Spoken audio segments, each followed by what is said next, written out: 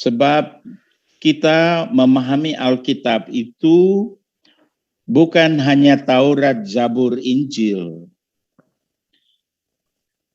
Taurat itu dalam Alkitab itu terdiri dari 5 kitab. Kejadian, Keluaran, Imamat, Bilangan, Ulangan. Itu ada 5 kitab. Sedangkan Zabur itu hanya 1 kitab. Sudah 6. Sedangkan Injil dalam Alkitab hanya 4 kitab. Matius, Markus, Lukas, Yohanes. Berarti Taurat 5, Zabur 1 sudah 6. Tambah 4 Injil, 10 kitab syair dan lain sebagainya. Jadi untuk memahami konsep Allah di dalam Alkitab, kita mesti menggali dari seluruh 66 kitab ini. Jangan batasi pada 10. Taurat, Zabur, Injil yang jumlahnya hanya 10. 10 kitab. Jadi pemahaman ini mesti jelas. Jangan dibatasi bahwa firman Allah pada pandangan Kristen, menurut pandangan Kristen hanya yang 10 tadi. 5 Taurat, 1 Zabur, dan 4 Injil. Tidak begitu.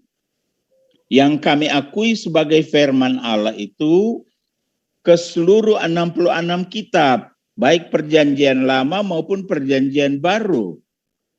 Dan kami benar-benar memegang prinsip tentang Alkitab sebagai produk ilhaman roh.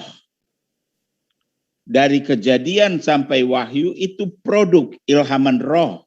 Artinya, roh Allah menuntun para penulis Alkitab yang kurang lebih 40 orang dalam kurun waktu kurang lebih 1.500 sampai 1.600 tahun.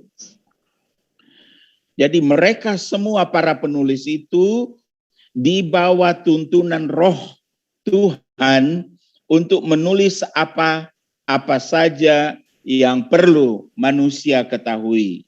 Entah itu riwayat seorang tokoh atau banyak tokoh dalam Alkitab, entah itu kisah, entah sejarah.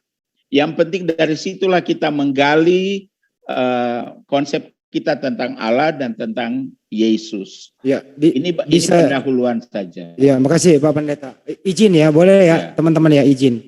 Tadi, bang, sedikit Bang, dia minta timer Bang. Pak Jesias lupa kabarin. Silakan. Enggak perlu lah, santai aja. Beliau narasumber, enggak perlu lah. Iya. Santai aja kali seperti apa. Okay. Kita beri keleluasan Pak Pendeta untuk bicara kok. Iya, oke. Ya, yang penting jangan dipotong aja. Ya. Saya udah bilang tadi, saya hanya menerangkan yang umum saja. Ya, yang umum saja. Sebab kalau masuk ke seluk-beluk, bisa 3 SKS, bisa 6 SKS membahas hal-hal ini. Yang apa ya, yang santai aja gitu lah. Yang gambaran umum saja ya. Saja. Baik. Gambaran umum. Ya, tadi Pak Pendeta mengatakan, mohon maaf, ada 66 kitab di Alkitab. Ya, di Bible, PL dan PB. Ya. Nah, kalau yang di Katolik ada 73 itu, Pak Pendeta, bagaimana? Ya, saya tidak mengurus urusan keyakinan agama lain. Saya hanya mengurus keyakinan saya sebagai orang Kristen. Katolik bukan Kristen, Pak Pendeta? Mereka menyebut Katolik. Bukan Kristen ya? Kristen Katolik, mereka sebut diri mereka, kepercayaan mereka Katolik. Sedangkan di negara kita ini dibedakan Katolik dan Kristen Protestan itu 2 agama berbeda. Oke. Jadi dalam arti organisasi ya. Iya. Dalam arti organisasi. Jadi saya tidak mengurus urusan keyakinan orang Katolik. Baik. Jadi ya. Pak Pendeta mengatakan Katolik lain, Kristen lain, 73 dan 66, Bapak hanya di 66 ya, di Kristen. Iya. Baik. Yang kita akui kitab kanonik ya yang 66 itu. Baik. Yang kami orang Kristen Protestan akui, imani seperti itu. Jadi, janganlah dimasukkan yang lain-lain, karena kami tidak mengimani hal-hal yang seluk-beluk yang mereka imani. Ya, yang kelebihan ada tujuh ya, yang nggak usah diperdebatkan di sana. Begini Pak Pendeta, di 66 kitab itu di PLPB kan ada 2 bahasa ya? Kalau mau studi bahasa lain 3 SKS lagi, 6 SKS. Jadi waktu kita berharga sekali, singkat sekali. Baik. Jadi baik. jangan bawa ke sana. Secara umum aja. Secara umum di PLPB itu penyebutannya sembahan Kristen siapa Pak Pendeta? Nah, itulah yang kita bahas sekarang. Baik, ya silakan. Di PLPB penyebutan siapakah Allah? Ya, silakan. Kalau Anda mau masuk di bahasa, duduklah di kelas saya 3 SKS 45 jam. Jadi jangan masuk ke bahasa-bahasa itu ya. Karena itu makan waktu. Baik. Ya. Tidak bisa dalam waktu singkat kita membahas hal-hal semua itu. Jadi kita stick to the point saja ya. Itu tema yang kita angkat hari ini. Pertama mengenai siapakah Allah.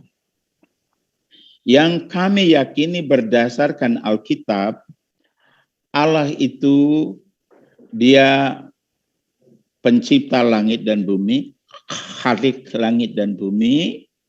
Kemudian kami juga percaya bahwa Allah itu mempunyai sifat-sifat, yaitu 2 jenis sifat yang kami kaitkan atau kami bahas tentang Allah yang ada di Bible, di Alkitab, yaitu sifat moral dan sifat non-moral. Yang sifat non-moral seperti maha hadir, maha tahu, maha tak terbatas. Hal-hal seperti itu yang kami maksudkan. Maha kuasa. Hal-hal itu yang kami maksudkan dengan sifat non-moral yang ada pada Allah. Sedangkan sifat-sifat yang tidak berkaitan dengan moral atau non-moral attributes itu adalah maha kudus, maha adil, maha benar, maha cemburu, cemburuan adanya, maha baik, seperti itu. Jadi kami membagi sifat-sifat Allah itu dalam 2 bagian atau 2 kategori. Yang pertama sifat non-moral, yang kedua sifat moral. Dalam bahasa teologi disebut the non-moral attributes of God and the moral attributes of God. Jadi Allah yang ada di Alkitab menyatakan dirinya seperti itu di dalam pengajaran nabi-nabi, pengajaran rasul-rasul, menyatakan diri seperti itu. Nah, ada 3 istilah yang perlu kiranya saudara-saudara yang mengikuti program ini paham. Istilah wahyu, istilah ilham, dan istilah iluminasi atau pencerahan. Kalau istilah wahyu yang kami pahami dalam ajaran Kristen, dalam bibliologi Kristen, kami memahami bahwa wahyu itu apa yang Tuhan singkapkan, Tuhan ungkapkan, Tuhan singkap. Makanya dalam bahasa Inggris disebut revelation. Apa yang Tuhan singkapkan, Tuhan buka. Sedangkan apa yang Tuhan buka itu tentu kepada nabi-nabi, kepada rasul-rasul, bahkan kepada raja-raja tertentu. Sedangkan istilah yang kedua adalah ilham.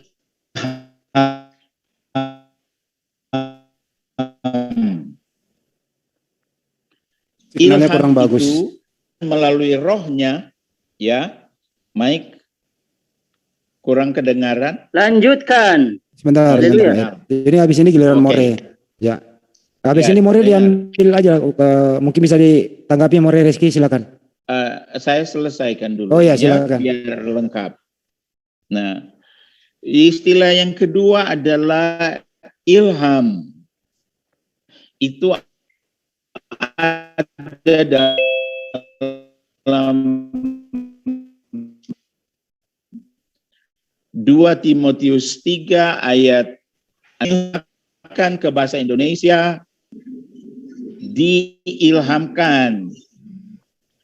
Diilhamkan artinya Tuhan mengilhamkan atau menuntun para penulis Alkitab untuk menulis apa yang perlu ditulis.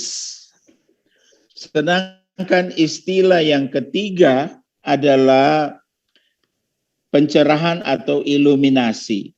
Kalau iluminasi itu berkaitan dengan orang yang membaca Alkitab. Orang yang membaca Alkitab diberi pemahaman, pencerahan.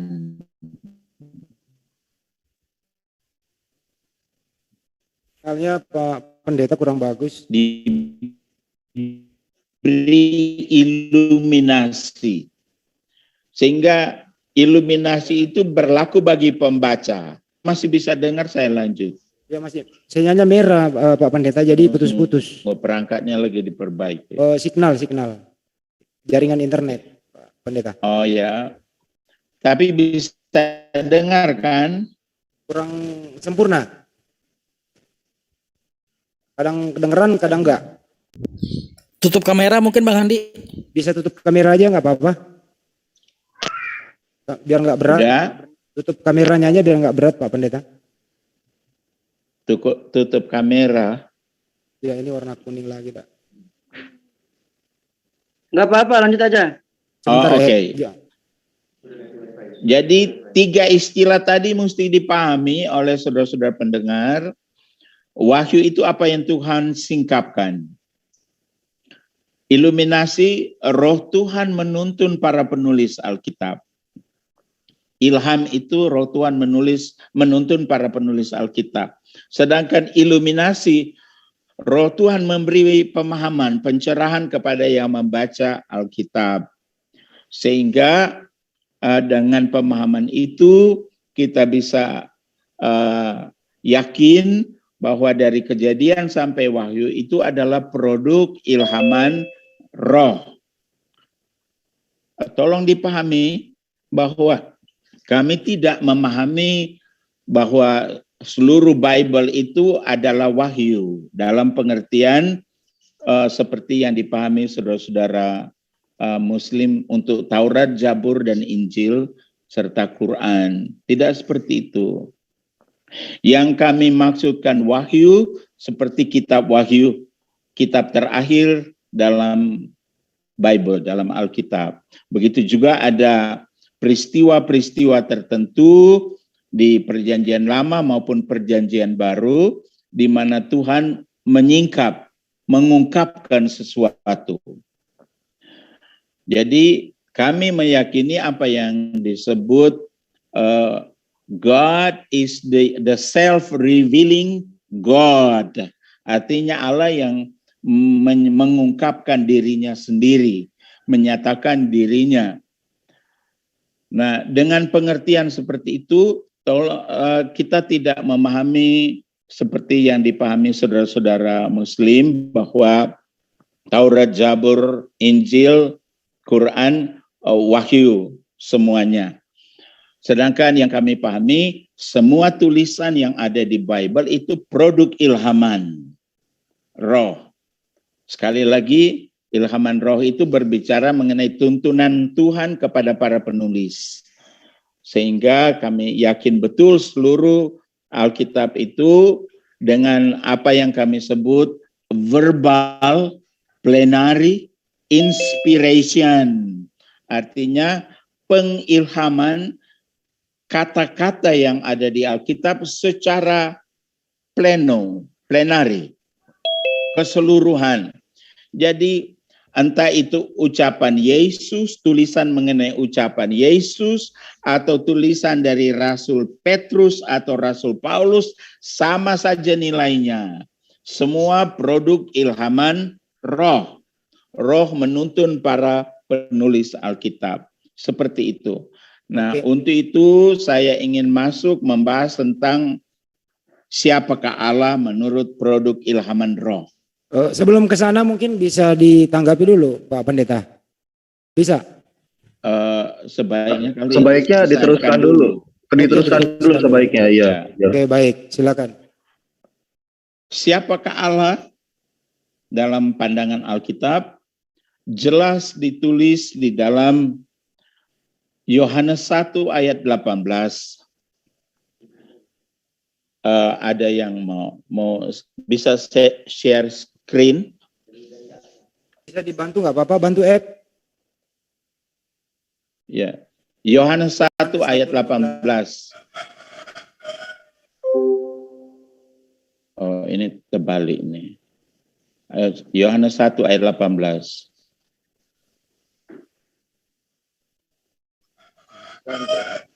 Udah?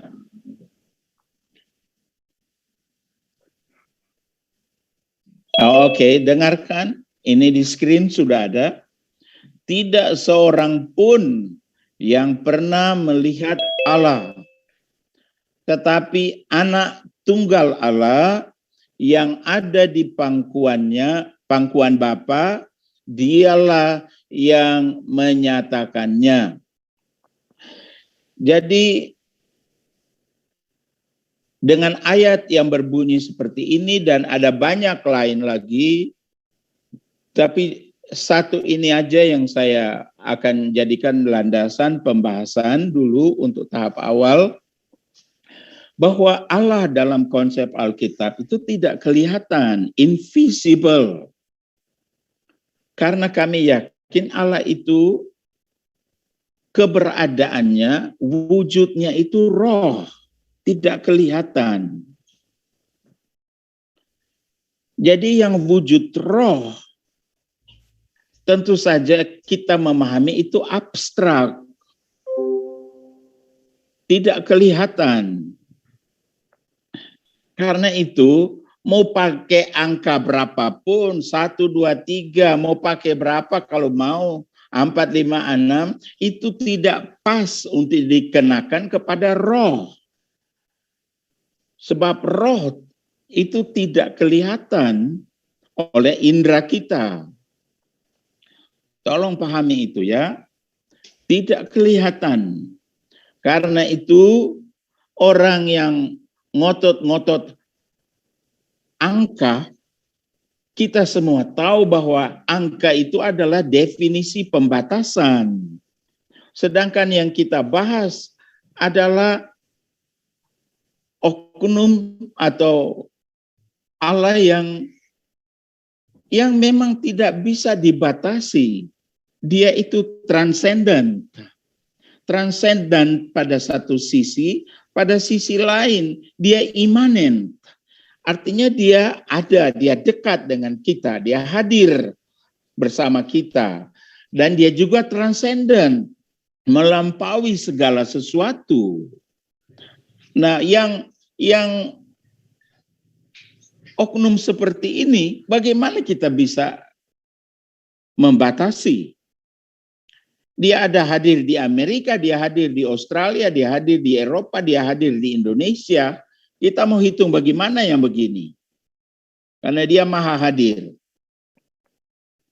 Kemudian di ayat yang sama, kita hanya mengenal tentang sifat-sifatnya, baik yang moral maupun non-moral attributes, melalui apa yang dinyatakannya melalui pribadi Yesus. Sebab ayat itu bilang, tidak seorang pun pernah melihat Allah, tetapi anak tunggal Allah yang ada di pangkuan Bapa, dialah yang menyatakannya. Artinya, yang invisible jadi visible dalam pengertian bisa dipahami melalui pernyataan-pernyataan Yesus, ajaran-ajaran Yesus, perangai-perangai, tabiat-tabiat Yesus. Kami membaca tentang perangai Allah, sifat Allah melalui perangai, tabiat, pekerjaan, atau apapun yang dilakukan oleh Yesus. Perbuatan yang dilakukan oleh Yesus. Di situ kami mengenal siapa Allah itu, walaupun kami tidak melihat keberadaannya, tapi kami yakin dia exist, dia ada.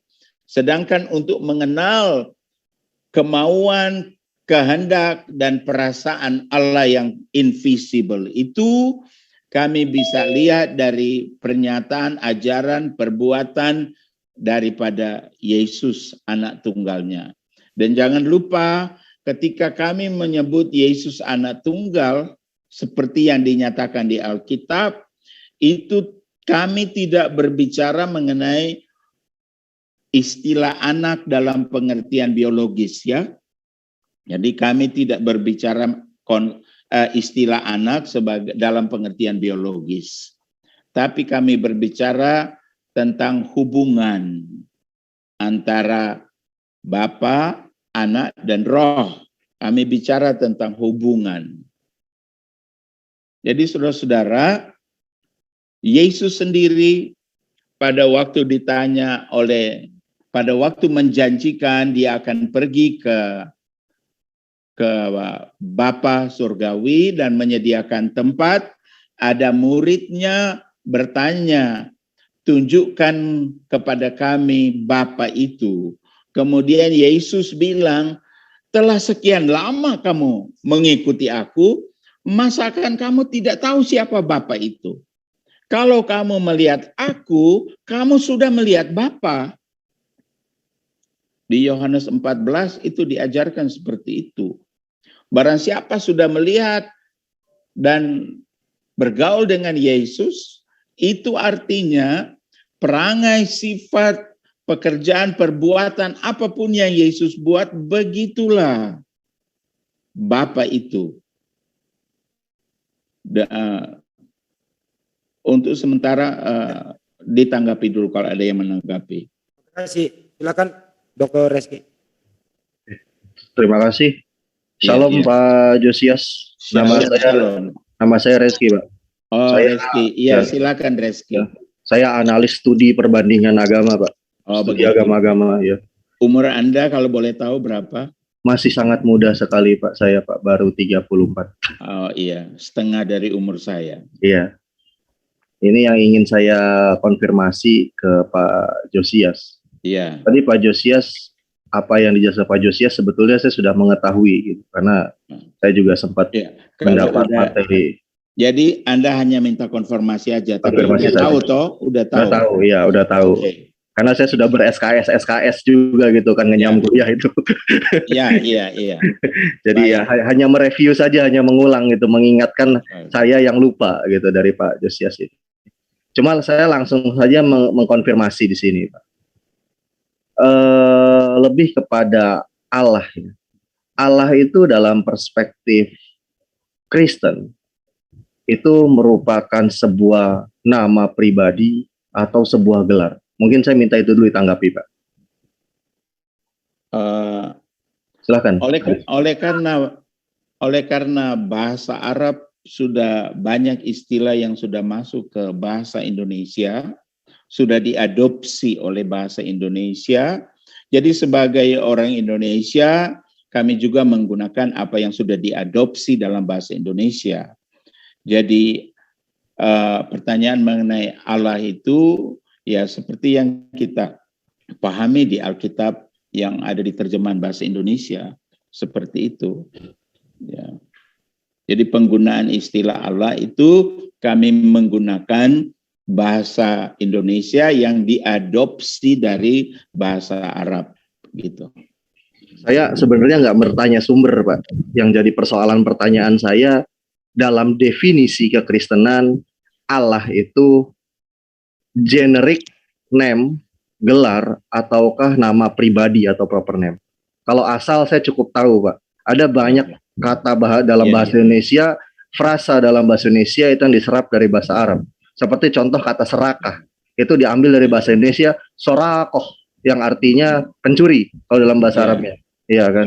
Seperti hujatan. Hujatan itu diambil dari kata hujah dalam bahasa Arabnya. Artinya statement sebetulnya ya. Lebih ke condongnya masih universal, bisa positif, bisa negatif. Tapi kalau udah masuk ke Indonesia, jadinya hujatan itu negatif gitu kan. Artinya saya tanya, Allah itu definisinya dalam saya nggak bicara bahasa, dalam perspektif Kristen aja dulu. Generik apa proper name itu aja. Terima kasih Pak Josias. Mohon ditanggapi. Kalau lihat di Perjanjian Lama dan Perjanjian Baru, yang disebut proper name, nama pribadi itu jelas di Perjanjian Lama ada Yahweh. Sedangkan di Perjanjian Baru ada Yesus. Itu dua nama proper, nama pribadi. Sedangkan generic names itu banyak.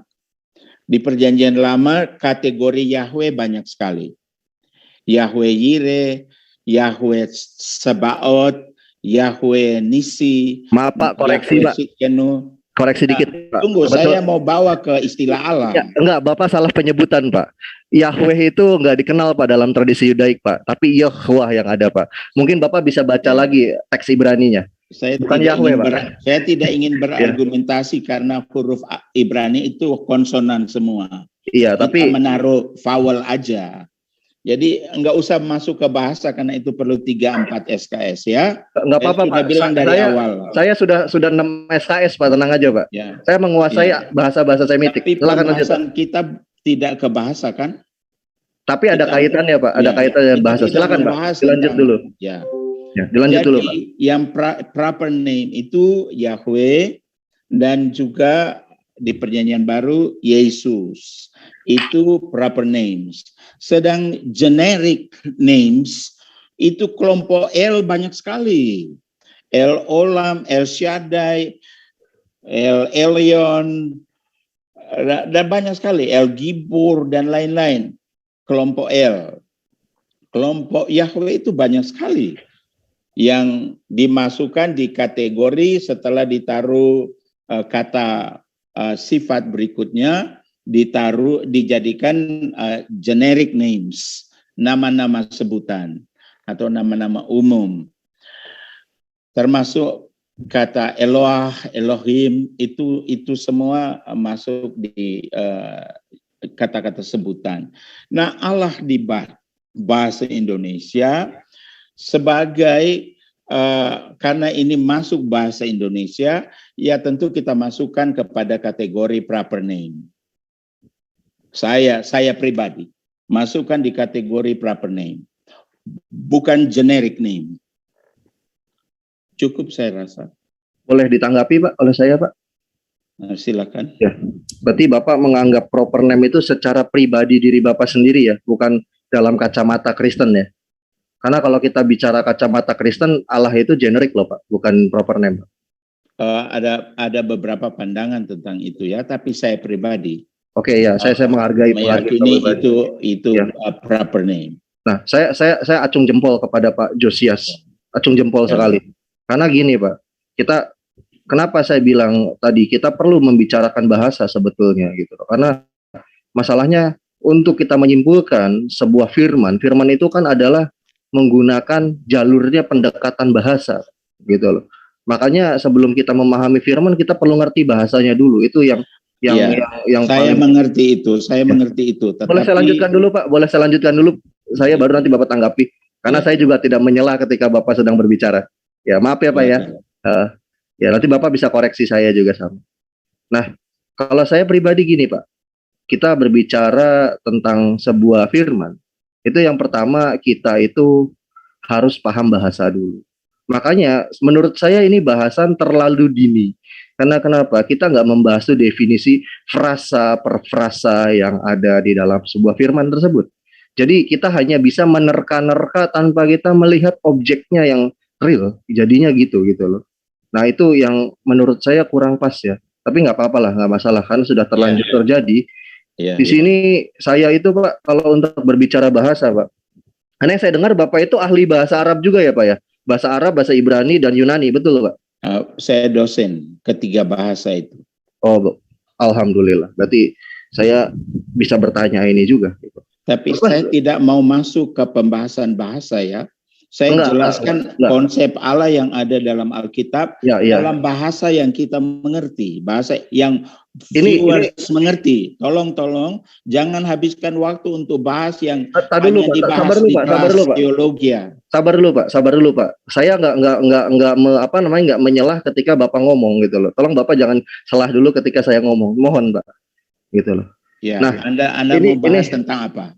Ini yang saya tunjukkan Pak di sini Pak. Kenapa saya langsung kita berbicara bahasa dulu? Karena terlalu dini bahasan ini. Kita harus paham dulu kata Allah di sini. Saya ada pemahaman tertentu. Stop dulu. Enggak Pak. Saya mau jelaskan dulu Pak. Tolong Pak. Bapak seorang dosen harusnya lebih beretika dari saya gitu Pak. Ketika saya sedang menjelaskan. Ini waktu saya bicara sebentar saja Pak. Saya ingin menanggapi. Ini makan waktu banyak. Enggak.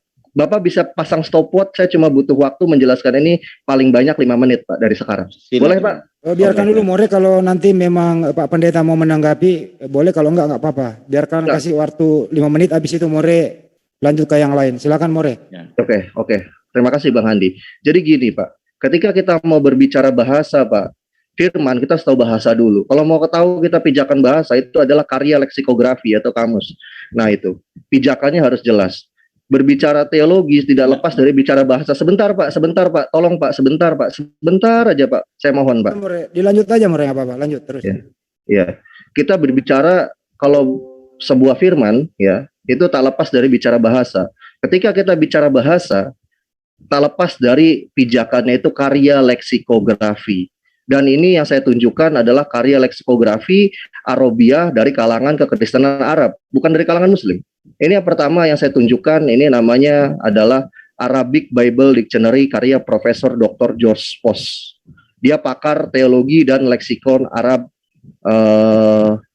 yang cukup otoritatif ya. Di sini dia menjelaskan, beliau, kata Allah itu bukanlah sebuah generic name. Makanya saya setuju dengan pendapat Bapak Josias ya, walaupun secara pribadi loh, bukan secara keseluruhan ya. Saya sangat setuju, karena kenapa? Seperti itu juga yang dijelaskan oleh kekristenan Timur Tengah atau kekristenan Arab ya. Dengan buktinya apa? Adanya dokumen ini. Kita bicara bahasa, kita bicara karya leksikografi pijakannya, bukan yang lain-lain gitu, tapi karya leksikografi. Nah, di sini dijelaskan kata Allah ya. Kata Allah adalah ismu halak jami'a al-kanat wal hakim.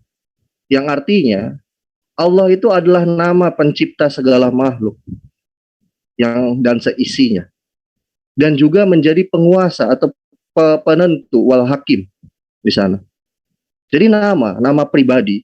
Lalu kalau kita buka juga ini dari kalangan Katolik ya, Ordo Jesuit yang ditulis oleh Louis Magluf al-Yasui dengan Bernard Totolini al-Yasui, namanya Qomus al-Munjid fil Lughal wal Alam. Kata Allah, dia jelaskan definisinya. Ismu al-Zat al-Wajibul Wujud. Ismu al-Zat, nama suatu zat al-Wajibul Wujud, yang ada, yang menjadikan segala sesuatunya menjadi ada. Itu menurut Louis Magluf al-Yasui dengan Bernard Totolini al-Yasui dalam Qomus al-Munjid fil Lughal wal Alam pada halaman ke-16. Dan tadi ya, Qomus tadi itu pada halaman 134 ya.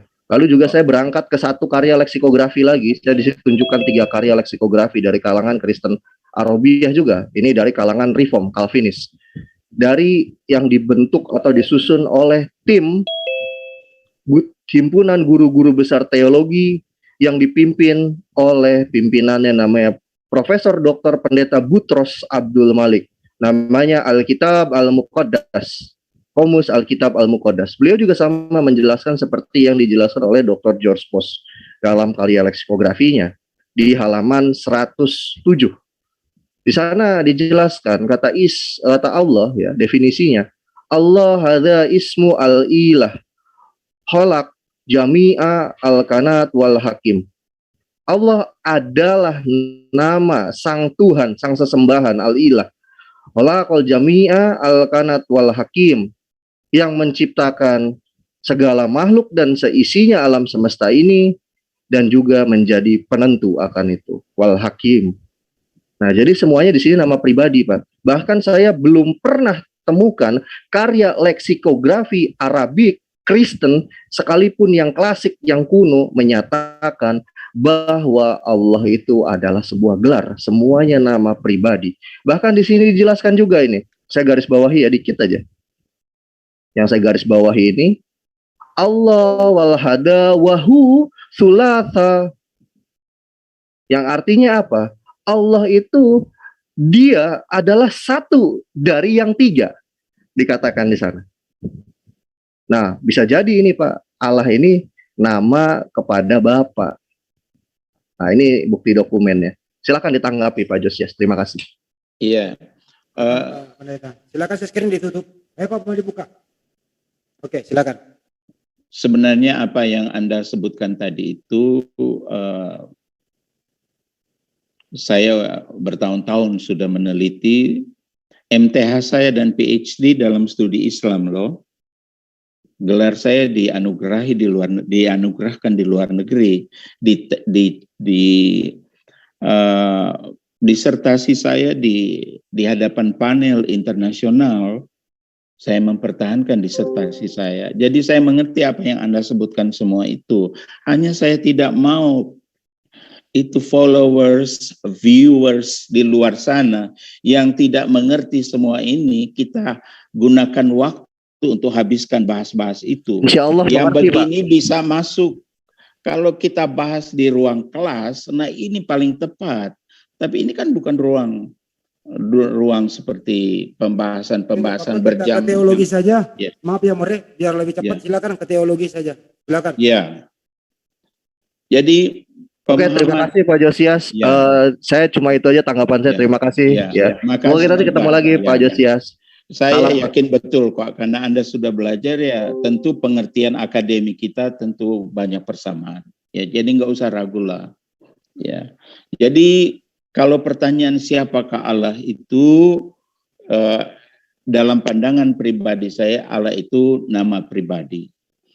Nah, dialah, saya sudah sebut tadi, dialah Khalik, pencipta langit dan bumi.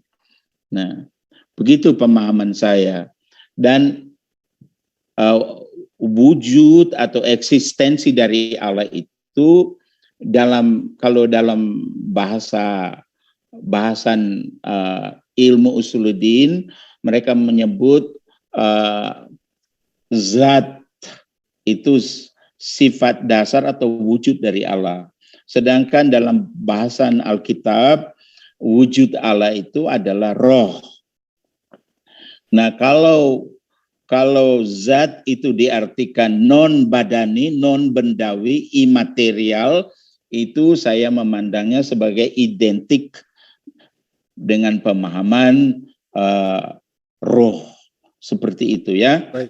Nah, seperti itu pemahaman. Iya, bisa bertanya teologi saja Pak, biar cepat gitu. Apa sih, sebelum ke Bang Cuma ya, satu pertanyaan dari saya. Apa sih perbedaan Allah itu dengan Yesus? Apakah sama atau berbeda? Ini teologis saja, nggak apa-apa, silakan. Ya, tadi sudah saya awali dengan Yohanes 1 ayat 18. Allah yang invisible jadi visible, jadi kelihatan, bisa dikenal sifat-sifatnya, pekerjaan, perbuatannya, pengetahuannya, kehendaknya, perasaannya, bisa dilihat dalam pribadi Yesus, karena dia berbuat, dia bekerja, dia berkehendak, berkemauan persis sama dengan yang ada pada Bapa. Jadi yang invisible jadi visible di dalam pribadi Yesus. Jadi itulah yang saya bilang, Allah yang diajarkan dalam Alkitab adalah a self-revealing God. Allah yang menyatakan dirinya sendiri kepada manusia lewat atau melalui di dalam dan melalui pribadi Yesus. Apakah ada kealahan dalam diri Yesus waktu dia ada di bumi ini? Dengar, saya akan masuk ke situ. Dengar. Ya. Kami yakin sebelum ada makhluk, sebelum ada ciptaan.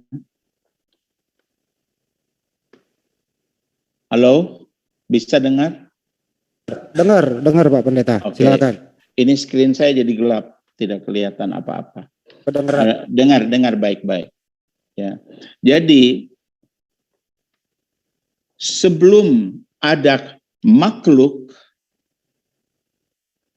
memang sudah ada Allah itu dalam yang yang eksis ada dalam 3 pribadi, 3 oknum, yaitu Bapa, Firman, dan Roh. Itu yang kami yakini. Bahkan pokoknya sebelum inkarnasi, memang ketiga pribadi itu bahkan sebelum ada makhluk sudah ada. Eksistensi ketiga oknum itu sudah ada. Makanya di dalam sejarah gereja, bapak-bapak gereja mencari istilah untuk merangkum ayat-ayat di Alkitab yang membahas tentang adanya 3 pribadi itu. Jadi konsili di Nisea itu hanya mencari istilah untuk merangkum, bukan untuk mengajarkan doktrin baru. Mereka bapak-bapak gereja hanya mencari istilah yang merangkum konsep yang memang sudah ada di dalam Alkitab. Nah, sedangkan pribadi Logos itu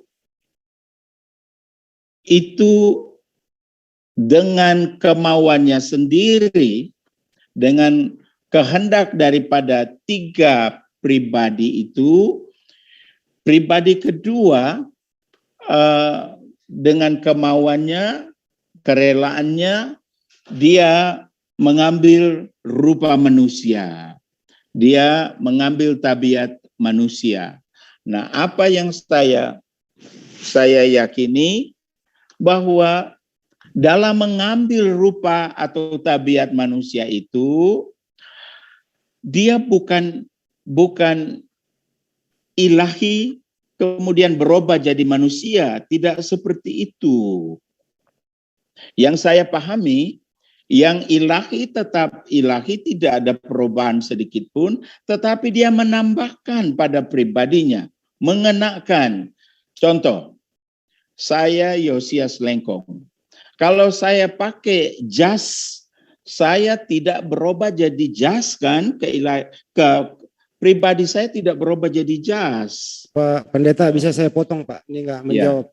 Maksud saya gini Pak Pendeta, waktu Yesus jadi manusia itu 33 tahun, apakah kealahan ini ikut dalam diri manusia ini, maksud saya? Ikut atau tidak Pak Pendeta? Sifat ilahinya. Ada sifat ilahi dalam diri Yesus? Tetap ada. Sebelum dan setelah inkarnasi, Logos itu sebelum inkarnasi ilahi. Dan setelah inkarnasi, dia menambah pada pribadinya kemanusiaan. Nah, itulah manusia Yesus. Dan sebutan untuk rasul, nabi, dan raja untuk Yesus itu nanti setelah inkarnasi.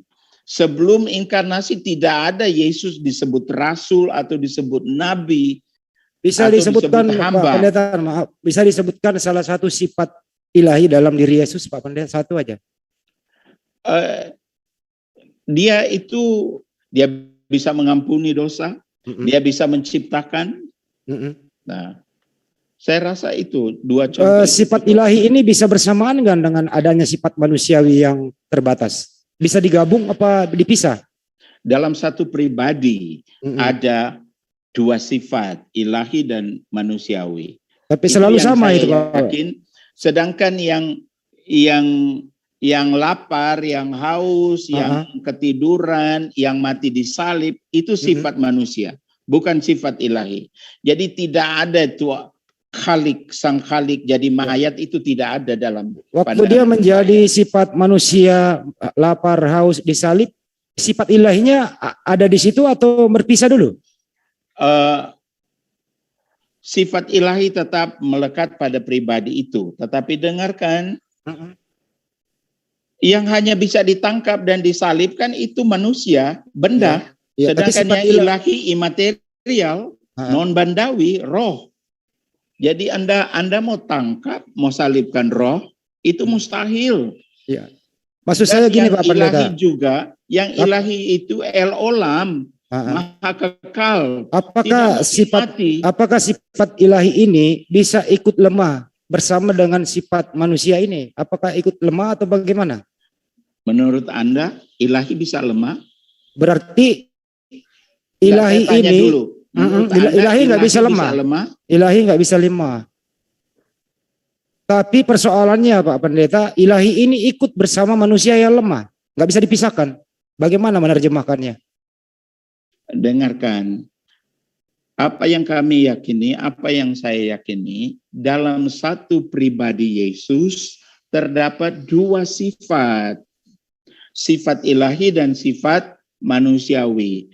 Kedua sifat itu bisa dibedakan, tapi tidak bisa dipisahkan dan tidak boleh dibaurkan. Yang Anda pertanyakan tadi ingin membaurkan dua sifat ini. Tapi ini kan bersatu Pak Pendeta, nggak pernah berpisah. Anda bisa lihat roh? Saya nggak bisa lihat roh. Ya, kenapa bilang bersatu? Tapi kenapa Anda mengatakan ada sifat ilahi? Anda pendeta juga nggak bisa melihatnya. Yang ilahi itu roh abstrak. Saya melihat abstrak. Bagaimana? Anda bisa lihat abstrak. Kalau Anda nggak bisa lihat, kenapa Anda mengatakan ada sifat ilahi dalam diri Yesus? Karena Ini perbuatan balik. dan pernyataannya sendiri. Karena Kalau perbuatan dan pernyataannya sendiri. Oke, perbuatannya kalau dia lemah misalnya, dia berdoa, sifat ilahi itu kemana? Ini pertanyaan klasik yang menurut saya tidak perlu dijawab. Memang nggak bisa dijawab Pak. Ini susah ini karena melekat gitu loh Pak Pendeta. Mohon maaf. Dengarkan apa yang saya definisikan tadi, formulasikan tadi. Dalam satu pribadi ada dua sifat. Sifat ilahi dan sifat manusiawi.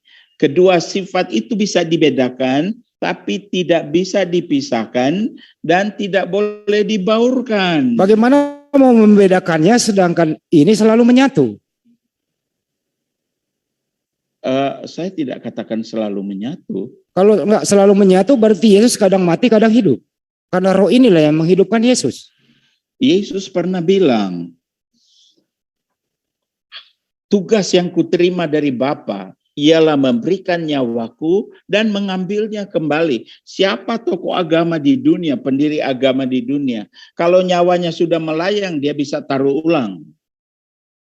Itu pernyataan Pak Pendeta. Yesus ada di Alkitab begitu. Ya, kalau memberikannya nyawa kemana Pak Pendeta? Dia berikan nyawanya kemana? Anda membayangkan roh itu dia melayang ke Eropa, melayang ke Asia, melayang. Ini maha hadir. Dia, maksud saya dia berikan kemana nyawanya itu, rohnya itu? Tentu ada Bapa. Tapi karena dia ilahi, itu ada di tangannya loh. Kan dia mati 3 hari, dia kan mati Pak. Yang mati manusianya. Ya rohnya waktu manusianya mati ini rohnya diberikan kemana sementara 3 hari baru diambil lagi. Rohnya itu maha hadir. Maha hadirnya di mana? Berarti waktu dia mati, kayak ini berpisah Pak. Mati itu dikubur 3 hari 3 malam berpisah. Jadi nggak hadir waktu dia mati. Dia misa loh Pak Pendeta. Mohon maaf, jangan. Tolonglah beli pencerahan, ini waktunya gitu loh. Iya, saya sudah bolak-balik jelaskan. Roh itu maha hadir, ada di surga, ada di bumi. Anda bertanya rohnya kemana? Waktu dikubur rohnya kemana? Roh manusianya kembali kepada pencipta, Khalik. Terus dia waktu bangkit kan bersatu lagi? Apanya? Waktu dia bangkit, roh manusianya menyatu lagi dengan jasad. Tapi ilahi tidak bisa dibayangkan begitu.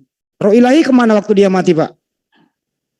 Anda nanya, roh itu bisa ke Amerika, ke Australia, ke Enggak, saya surga, tanya ke Pak bumi. Pendeta, saya jangan nanya balik. Mohon maaf beli pencerah. Waktu dia mati ini kan ada roh Saya ilahi sudah dalam bilang. diri Yesus. Nah, Saya waktu sudah dia mati bilang. roh ilahi ini kemana? Roh ilahi ini gitu loh. Saya bilang yang ilahi itu maha hadir. Anda tidak bisa mengkotak-kotakan dia ada di bumi, ada di langit. Karena maha hadir. Berarti roh sekali terakhir, jadi roh ilahi ini meninggalkan Yesus waktu dia mati ya Pak Pendeta ya? Pada waktu dia berseru Eli Eli lama sabaktani, Itu masih hidup itu Pak Pendeta. artinya dosa yang dipikulnya di salib itu tidak disenangi oleh Bapa dosa itu. Saya nggak arahkan ke Jadi- sana Pak Pendeta. Waktu dia mati ini roh ilahinya kan meninggalkan dia Pak Pendeta. Karena nggak mungkin dia nggak mati kalau Iya, masih tapi ada roh ilahi. Dia tidak kemana-mana karena maha hadir kan ilahi. Kalau nggak kemana-mana artinya nggak mati dong Pak Pendeta.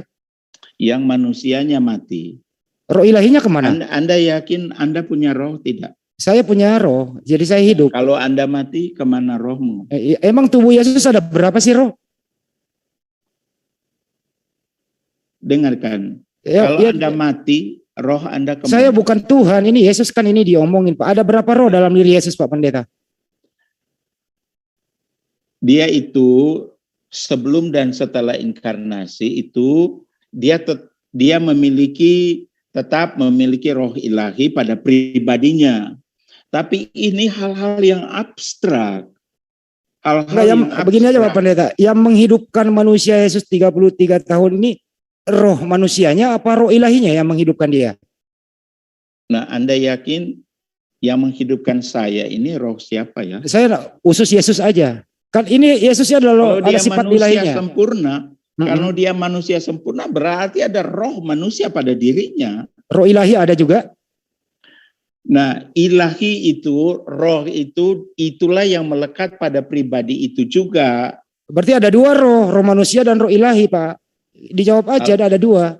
Kalau Anda ingin mengatakan seperti itu ya, yang ilahi itu baru mulai yang masuk pada jasad Yesus. Saya itu, simpulkan biar nggak diputar. Artinya di sini disimpulkan Pak Pendeta setuju bahwa di dalam diri Yesus ada roh manusia, ada roh ilahi.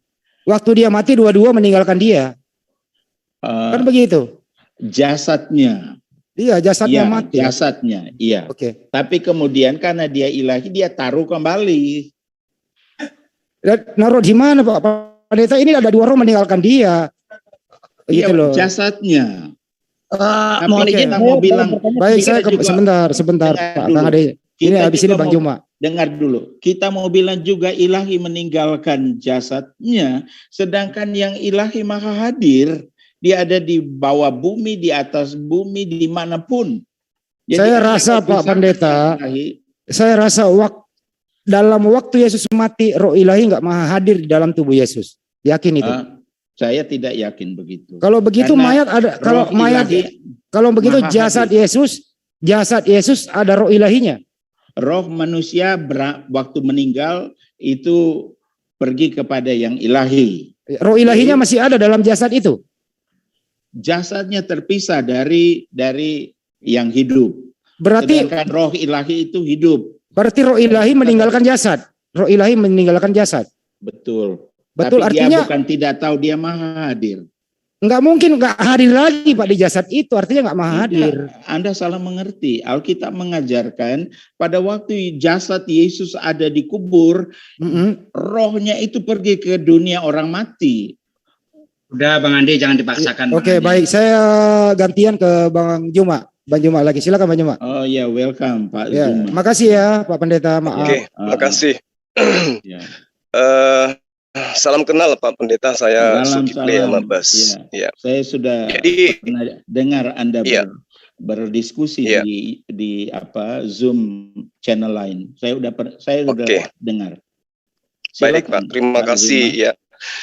Oke, baik.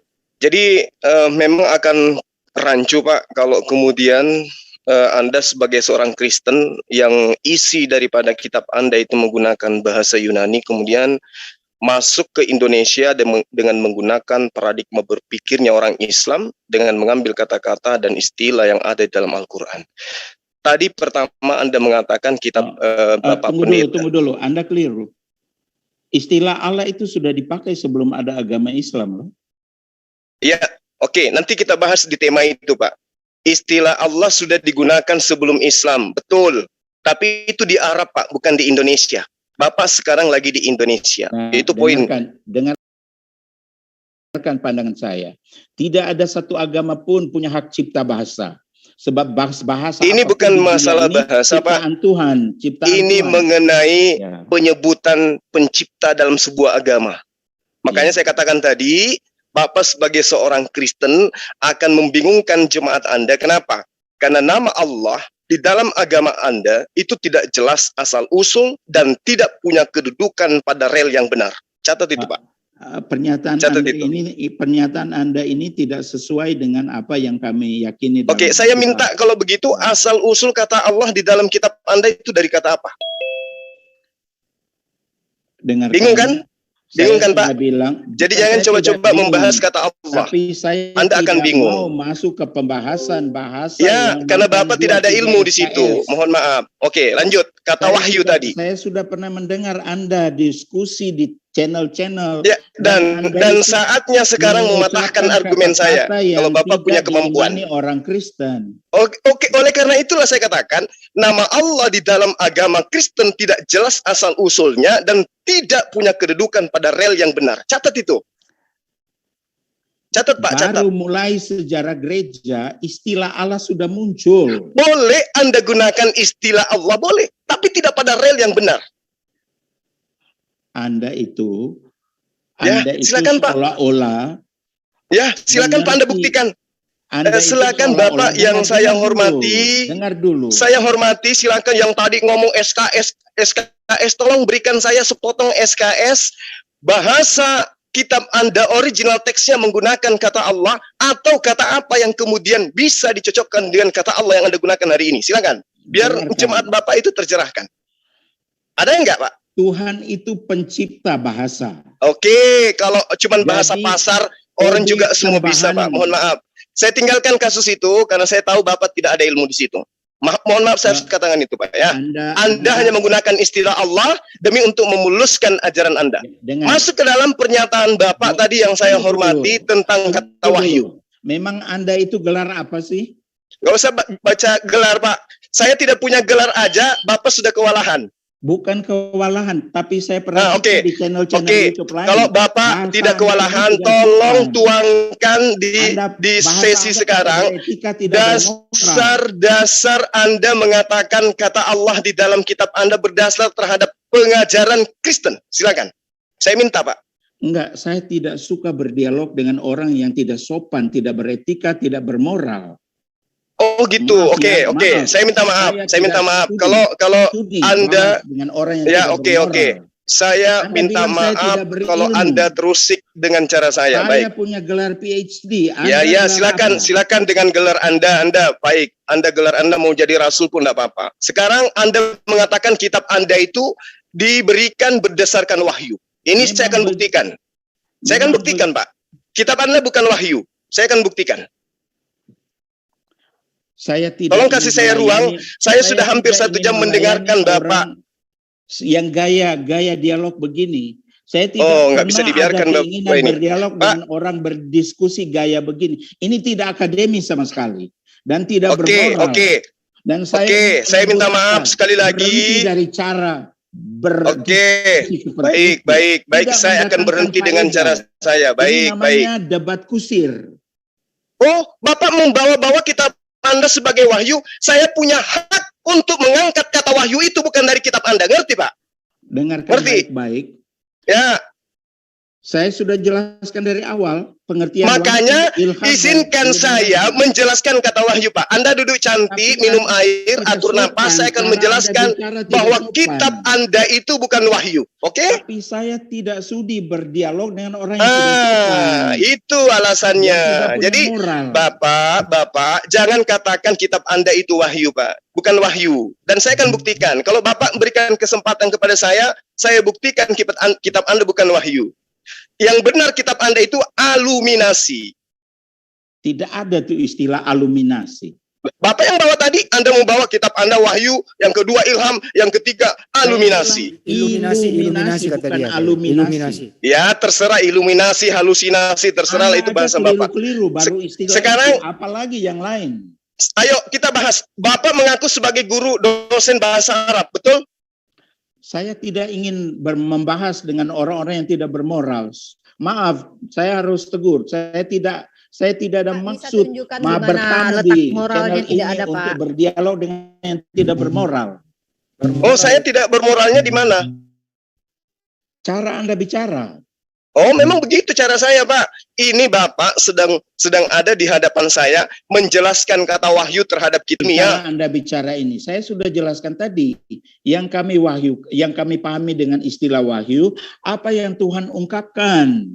Singkatkan. Oke, makanya izinkan saya membuktikan bahwa kitab Anda bukan wahyu. Anda boleh mengatakan kitab kami adalah apa yang diungkapkan oleh Tuhan. Silakan dengan istilah Anda. Anda Tapi mau dengan bilang- istilah wahyu itu tidak sepadan, Mbak. Anda mau bilang Revelation kita wahyu itu bukan wahyu Allah. Anda itu awam sekali dengan pemahaman. Oh, justru Bapak yang awam ini, kata wahyu aja Bapak nggak ngerti gitu loh. Jangan karena Bapak sudah Dengar terkenal, dulu, karena dengar Bapak sudah pendidikan yang tinggi, sehingga satu dasar pijakan yang salah anggap sebagai kebenaran. Tidak, ini Sesuatu tidak yang salah ketika diimani, Ya. diulang-ulang, itu akan menjadi sebuah kebenaran Bukan. menurut konsep akal. Sekarang izinkan saya membahas kata wahyu.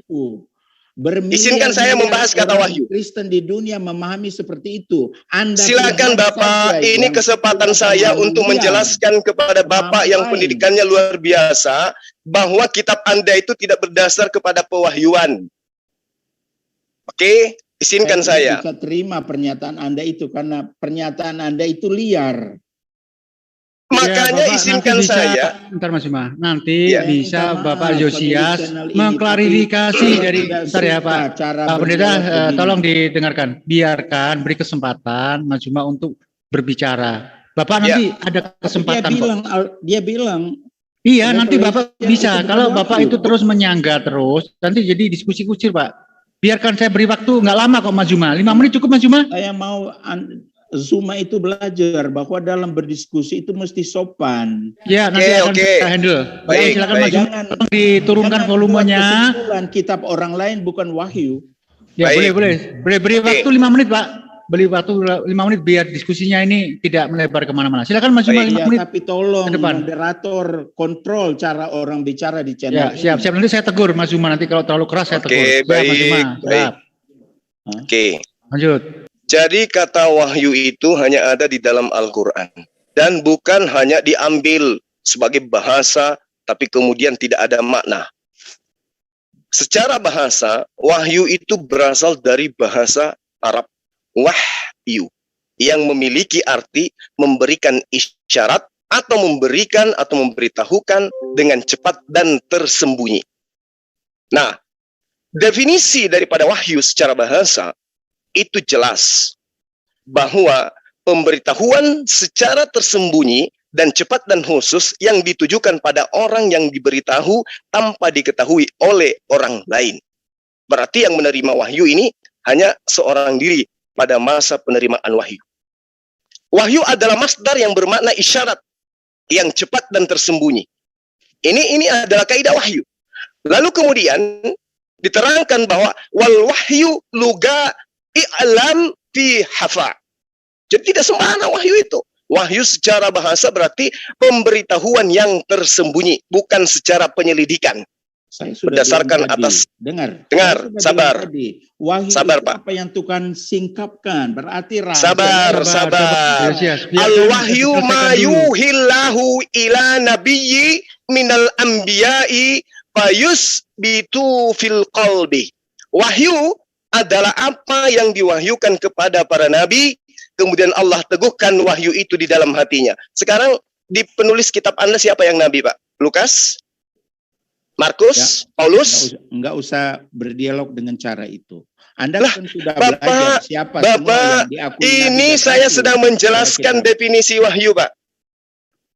Saya Oke. sudah jelas bilang Al-wahyu tadi. ma Wahyu itu apa yuhillahu yang Tuhan singkap. ila nabi minal anbiya fayusbituhu fil qalbi.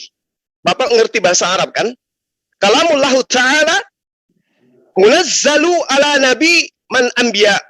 Kalam Allah Ta'ala yang diwahyukan kepada para nabi, itulah wahyu.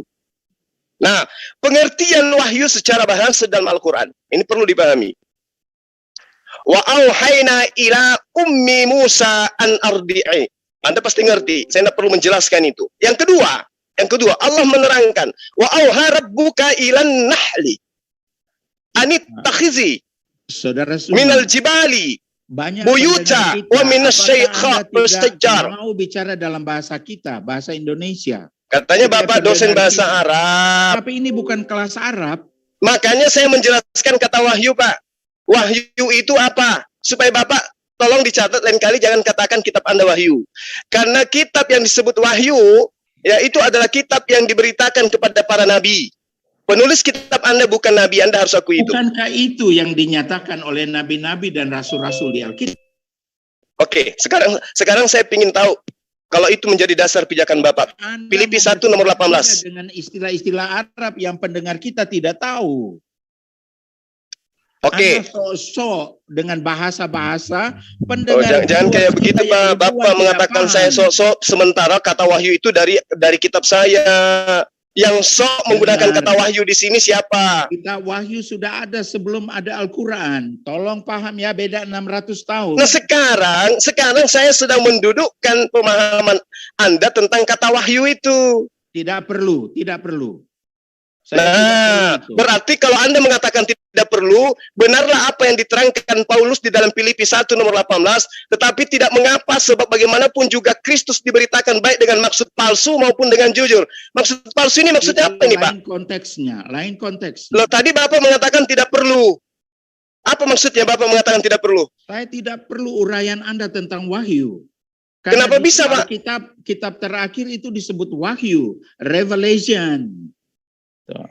Oh, jadi dengan semena-mena Anda mengambil konsep dalam agama Islam, kemudian Anda dudukkan di dalam kitab Anda yang tidak relevan. Ada di Alkitab 600 tahun sebelum Islam Al-Quran muncul. Oke. Tolong disaksikan oleh semuanya. Saya minta di dalam bahasa Yunani wahyu itu apa, Pak? Tidak perlu Anda mengajar saya bahasa. Saya tidak ngajar, justru saya mau belajar kepada Bapak. Saya mau pembahasan kita menjadi pencerahan untuk ribuan orang. Ya, ini saya sedang mencerahkan. Ini saya sedang mencerahkan bahwa Bapak sebagai orang yang tadi gagah-gagahan titelnya disebut dosen S3 SK dan ternyata kata wahyu saja itu tidak Anda ketahui, hanya mengambil kata wahyu tok. Anda yang tidak benar. Oke, sekarang buktikan ketuduhan saya tidak benar. Kata wahyu di dalam bahasa Yunani apa? Tidak perlu saya jelaskan. Tidak perlu saya jelaskan. Filipi 1 nomor 18 dengan maksud palsu. Silakan. Ya, silakan Pak Pendeta. Jadi Anda menyampaikan dengan cara palsu ya, sesuai dengan amanat Filipi 1:18. Allah dan Yesus. Kita tidak membahas semua istilah-istilah yang makan waktu banyak ini. Oke. Kalau Anda mengatakan konsep Allah dan konsep Yesus, saya kasih Yohanes 5 nomor 26. Sebab sama seperti Bapa mempunyai hidup dalam dirinya sendiri, demikian juga diberikan anaknya mempunyai hidup dalam dirinya sendiri. Ada berapa yang hidup di sini, Pak, berdiri sendiri? Namanya pribadi, ada 3 pribadi yang kami yakini bahwa masing-masing itu ada dari awal. Mereka itu bergelar al-awal, al-akhir. Sebutan al-awal, al-akhir. Nah tuh, Bapak masuk lagi ke dalam Islam. Al-awal, al-akhir. Aduh, Bapak ini betul-betul. Udah, Pak. Udah. Silakan lanjut yang lain. Saya nggak bisa dengan cara-cara begini. Saya juga tidak bisa dengan cara-cara Bapak yang suka ngambil istilah Islam, tapi Bapak tidak memahami asal dan akar kata dan rel kata itu harus dudukkan di mana. Untuk abad pertama. Jangan. Ya, silakan yang lain. Saya tidak sanggup dengan orang-orang yang menjalankan Filipi 1 nomor 18, tetapi tidak mengapa sebab bagaimanapun juga Kristus diberitakan baik dengan cara palsu dengan maksud palsu maupun dengan jujur. Itu tak mengapa menurut agama mereka. Saya tidak tahan dengan orang ini. Silakan yang lain. Baik, Pak Pendeta, mohon maaf, bisa nggak sih Pak diskusi nggak saya bilang Bible Anda sendiri ini, silakan Ibu Niripa lagi, silakan. Supaya menjadi Rifa, memberi lanjut. Selamat sore Pak wawasan Josias, saya kepada Rifa banyak Pak. orang. Halo, selamat sore Pak Josias, Oh saya iya, Bu Rifa Pak. Rifa. Ini Bu Rifa ya? Iya, sehat Ya, Pak, bagaimana kabarnya? baik-baik Bu Rifa. Baik, Saya ya. sangat hormati Bu Rifa, niat Terima baik untuk kasih. diskusi. Tapi saya tidak mau cara-cara seperti tadi. Dia mengambil Oke. kesimpulan, saya tidak paham Alkitab. Kit- Saya tidak Kita ke paham substansi istilah-istilah. saja Itu tidak langsung benar Pak. dalam diskusi. Oke, saya pahami. Baik, mohon maaf, Kak, saya mewakili teman-teman yang ada di sini karena ini sebenarnya bukan hal yang apa ya Pak ya? Kenapa saya bukan membela, bukan mengatakan ini tidak benar, tapi konteksnya kita ada di sebuah ranah Zoom di mana memang di sini sudah banyak yang masuk, baik Muslim ataupun Kristen.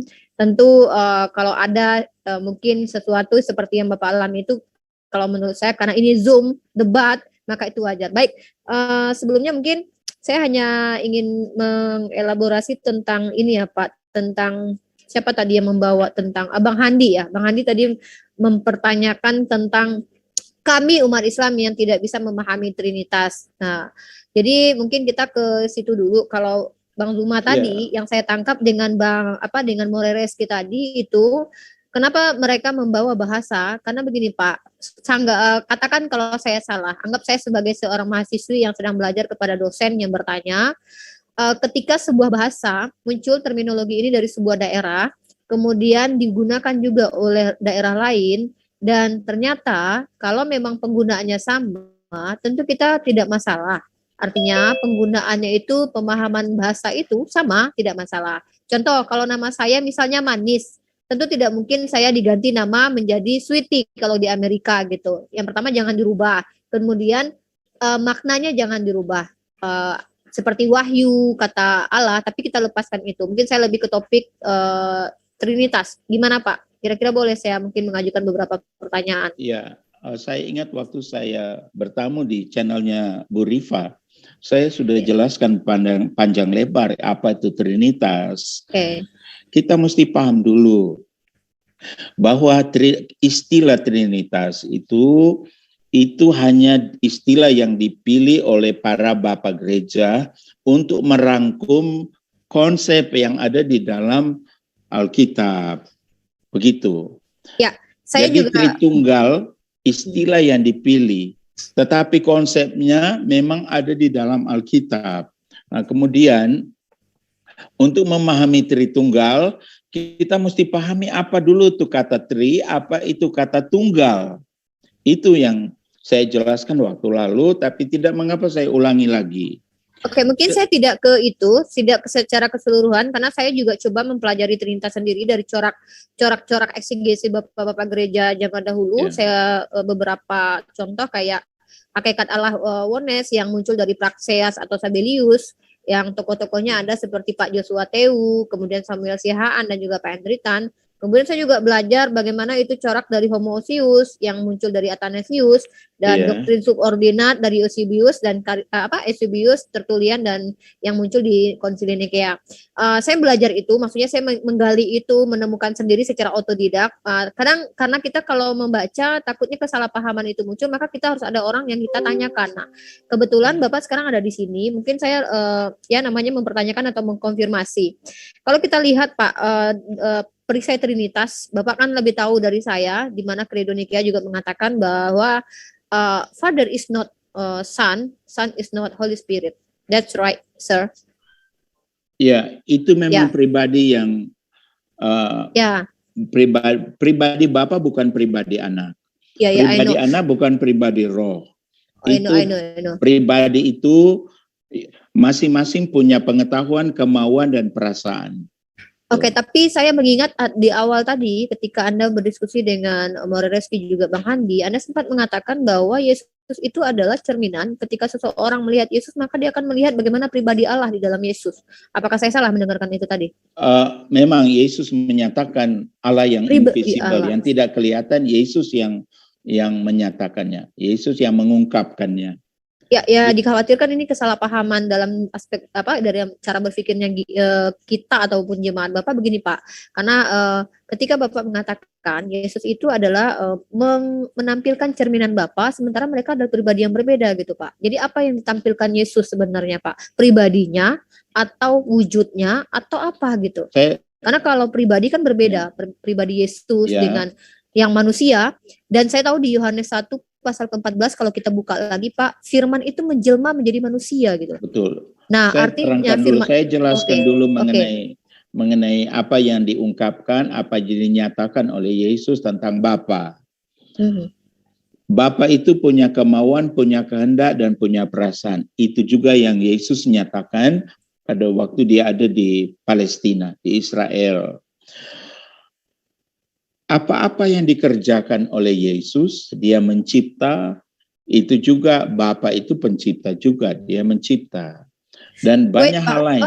Yesus mencipta, sorry, saya potong sedikit, maksudnya biar ditampilkan literasi yang mendukung bahwa ini hal baru bagi saya mendengarkan Yesus mencipta. Boleh saya dapat literasi ini Pak? Enggak usah jauh-jauh. Di Al-Quran dia menciptakan burung kan? Anda percaya dengan apa yang diberitakan oleh Al-Quran? Dengar, apa yang itu yang Anda imani kan? Nah, sekarang saya apa yang saya imani dalam Alkitab? Dengar. Anda sudah melompat ke sebelah dan saya sebagai muslimah harus menjelaskan. Lupakan yang tadi. Maaf saya gunakan we need itu. To explain this, saya mau ambil dari Alkitab. Yesus itu bisa mengampuni dosa. Dia menjanjikan hidup kekal. Dan ada banyak hal lain yang hanya bisa dikerjakan oleh Bapa, dilakukan oleh Yesus, diakui oleh Yesus. Jadi dia bisa mengampuni dosa, bahkan di Alkitab diajarkan pada akhir zaman Yesus yang akan membangkitkan orang mati dari kubur. Orang-orang mati di kubur akan mendengar suaranya. Nah, dengarkan, setelah Yesus naik ke surga, beberapa tahun kemudian, waktu Saulus sedang berjalan ke Damaskus, Yesus turun menemui Saulus di tengah jalan, sehingga akhirnya Yesus bisa bicara dengan dia. Nah, siapakah oknum seperti ini? Yang sudah bertahun-tahun naik ke surga bisa turun ke jalan Damaskus. Dan Saulus langsung bilang, siapakah engkau Tuhan? Kemudian Yesus Pak, jawab, akulah Yesus yang engkau aniaya. Jadi sifat-sifat ketuhanan memang ada pada Yesus, baik perkataannya maupun perbuatannya. Cukup saya rasa penjelasan saya. Mungkin saya di sini sebagai muslimah harus menjelaskan kesalahpahaman Bapak terhadap Nabi Isa yang dikatakan menciptakan. Jadi Pak, kalau di dalam riwayat hadis yang mungkin kalau Bapak baca itu sebenarnya Nabi Isa itu di dalam Al-Qur'an itu menciptakan atas seizin Allah, bukan menciptakan berarti dialah sang pencipta itu, tapi atas izin Allah. Jadi saya tidak akan menyeberang ke tempat Bapak, ke kitab Bapak dengan menyatakan bahwa Yesus juga menghidupkan Lazarus dengan bermohon kepada Tuhan. Saya tidak perlu lakukan itu karena bagaimanapun juga saya tidak mengimani kitab Bapak. Tapi ketika saya menuntut kepada Bapak literasi yang mengatakan bahwa Yesus ini mencipta dan pencipta, Bapak melompat ke Al-Qur'an saya. Kalau saya sih tidak apa-apa ya. Sudahlah, itu lupakan saja yang tadi. Yang jelas Yohanes 1 ayat 2 dan 3. Kita bahas Yohanes 1:14 Pak. Yesus tidak ada yang jadi dari semua makhluk. Enggak, kalau saya sebagai seorang muslimah juga harus Pak menjelaskan apa keimanan saya, karena saya tidak mungkin sepakat dengan apa yang Bapak usung semuanya. Bisa jadi kita sepakat, tergantung, terserah pada masing-masing. Kewajiban saya untuk menyampaikan apa yang Bapak salah pahami itu saya harus luruskan tentang Yesus lah, tentang Nabi Isa. Waktu Yesus di muka bumi, semua yang dia buat itu berdasar kehendak atau yang Bapa perintahkan. Kehendak Bapa atau Bapa perintahkan. Bahkan Yesus, saya tahu itu. Waktu dia ada di muka bumi sebagai manusia, Alkitab mengajarkan untuk sedikit waktu dia lebih rendah daripada malaikat. Pada waktu Ya, ada dalam dan di keadaan dalam Wahyu manusia. juga Pak, dia meletakkan dirinya di bawah Allah supaya Allah menjadi segala sesuatu Pak di dalam Allah. Jadi kita tidak usah bahas itu, jangan kemana-mana. Kita tetap ke Trinitas lagi. Di dalam iman Bapak, di Yohanes pasal 1 ayat 14 itu kalau Bapak lihat, firman itu menjelma menjadi manusia Pak. Kemudian firman yang menjelma menjadi manusia itu, apakah Tunggu dulu, roh Rifa. Allah yang masuk ke dalamnya? Saya hormati Anda. Tapi Anda kan tadi melarang saya mengutip Al-Quran, kan? Ini saya bertanya, Kenapa Anda bukan mengutip menjelaskan. Alkitab? No, Kenapa Anda mengutip Alkitab? Saya bertanya kepada Anda Sedangkan tentang Anda tidak pemahaman. imani itu. Saya Saya bertanya. uraikan seluruh Alkitab dari Kejadian sampai Wahyu. Anda juga tidak imani. Gini. Mungkin Anda salah paham. saya rasa saya tidak perlu ajari Tapi bagaimana Anda cara diskusi, mengutip-ngutip Pak. ayat Alkitab, Tadi Anda kan? sangat Kendati Anda melarang saya dengan menggunakan cara. No. Ini sepertinya Bapak sedang bermain. Saya tidak tahu permainan apa yang Bapak lakukan. Tadi Bang Zuma berbicara dengan Bapak banyak alasan dengan mengatakan beliau tidak sopan begini dan begitu. Sekarang giliran saya coba dengan penuh respect dengan Bapak. Ingat, saya tidak menjelaskan agama Anda sebagaimana Anda mencoba menjelaskan agama saya yang mengatakan Nabi Isa tidak itu menciptakan. Tidak begitu. Ketika saya minta tanya kepada Bapak, bukti di mana Yesus mencipta, Bapak melompat ke agama saya. Nah, ini yang saya tidak terima. Nah, Bapak silakan jelaskan iman Bapak, saya berhak menjelaskan Ya, iman Anda saya. kan nanya. Yang saya tanya iman Anda gitu loh, Pak. Anda Bapak paham tadi nggak sih? nanya, Rifa, Anda tolong dengar. Anda tadi nanya mengenai ketuhanan Yesus. Iya, Dan exactly. apa yang dia nyatakan tentang Bapa. Tuh, saya sudah jelaskan. Sambung lagi, itu saya sudah terima. Oke, saya sudah terima itu.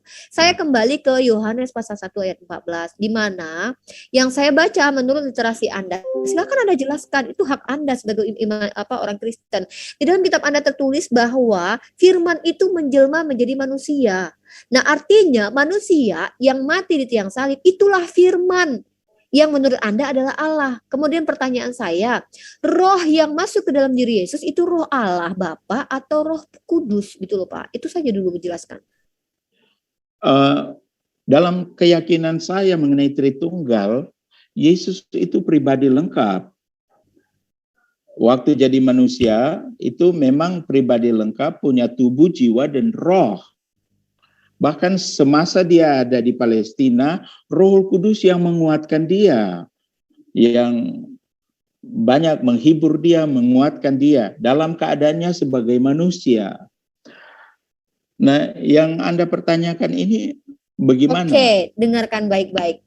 Di dalam Yohanes pasal ke-1 ayat 14, di situ dinyatakan firman itu menjelma menjadi manusia. That's right. Nih, saya pakai bahasa Inggris. Itu betul, Rifa, nah, itu betul. Artinya Pak, yang mati di tiang salib, yang manusia yang jalan-jalan di muka bumi, itulah si firman itu. Bukan. Yang mati di kayu salib itu manusia. Firman itu menjelma menjadi manusia, berarti yang mati itu adalah si firman, Pak. Dengar. Anda akan dibantah. Anda itu firman itu yang menjadi manusia. Yang mati di salib itu manusia.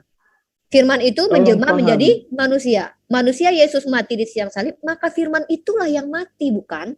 Tidak. Saya tidak pernah mengajar begitu. Ya, firman itu ilahi, tidak pernah mati. El-Olam. Hanya dia menambah pada dirinya, mengenakan pada dirinya kemanusiaan. Coba dibuka teman-teman yang ada di sini, mohon teman-teman JCC bisa membantu Yohanes pasal 1 ayat 14. Saya tidak mau asumsi ya, saya justru mempertanyakan terkait ayat ini. Firman itu menjelma, menjadi manusia. Silakan dibuka ayat itu. Ini kita lihat itu. Iya, Rifa, supaya kita gunakan waktu, dengar. Menjadi manusia itu bukan firman itu, yang ilahi itu hilang ilahi, tinggal manusianya. Seperti konsep dalam agama lain mengajarkan, kalau kucing menjelma jadi kera, hilang kekucingan, tinggal keranya. Tidak begitu pemahaman inkarnasi. Saya tidak memahami. Inkarnasi itu mengenakan kemanusiaan, tabiat manusia. Nah, silakan Bapak baca apa yang sudah ada di share screen kita. Bapak baca perlahan lalu Bapak jelaskan kepada saya. Enggak. Yohanes 1 Anda ayat baca 14. aja. Firman Anda itu, yang baca. dengar. Firman itu telah menjadi manusia dan Betul. diam di antara kita. Artinya manusia Yesus yang berjalan-jalan di Yerusalem dan diam di antara orang yang menulis kitab ini, yaitu katanya adalah Yohanes, maka itu adalah firman yang menjelma. Itulah firman. Kemudian yang mati di tiang salib jugalah manusia Yesus, Pak, yang adalah firman itu. Artinya yang mati di tiang salib adalah firman itu yang menjelma itu, Pak. Silakan bantah saya. Atau saya Bapak mau mengerti. menjelaskan dengan bahasa manapun ya terserah. Gunakan bahasa Itu akademis, bahasa pasar. Wujud ilahi itu roh. Mana mungkin Anda mengatakan roh mati di salib? No, I say is human, sir. Ini saya bicara tentang Kalau manusia, Pak. kemanusiaannya, manusia iya betul, manusia yang mati di salib. Tapi bukan Itulah ilahi. firman yang menjelma itu, Pak. Bantah saya dengan ayat Yohanes 1 pasal 14 ini. Ya, tapi Ayat argumentasi pasal 1 Anda ayat itu 14. argumentasi Anda itu seolah mengatakan bahwa yang ilahi firman itu juga mati tersalib di kayu salib. No, saya tidak mengatakan begitu. itu. Saya tidak pernah mengatakan firman itu adalah roh dan menjelma menjadi roh. Saya tidak katakan itu. Di dalam iman Kristen, sejauh sebodoh sepengetahuan saya, firman menjelma menjadi manusia yaitu Yesus Christ, kemudian ada roh Tuhan di dalam dirinya. Dan saya juga tidak yakin ketika Yesus Christ yang ditanyakan Bang Handi tadi mati di tiang salib, itu masih ada roh Tuhan di dalam dirinya. Kalau tidak, roh Tuhan akan ikut mati bersama dia. Nah, saya bisa pahami itu. Tidak begitu keyakinan kami. Jelaskan Pak, saya menunggu Keyakinan penjelasan dari Bapak kami dari tadi. pada waktu Yesus, waktu firman mengenakan kemanusiaan itulah mengenakan atau menjadi, yang Pak?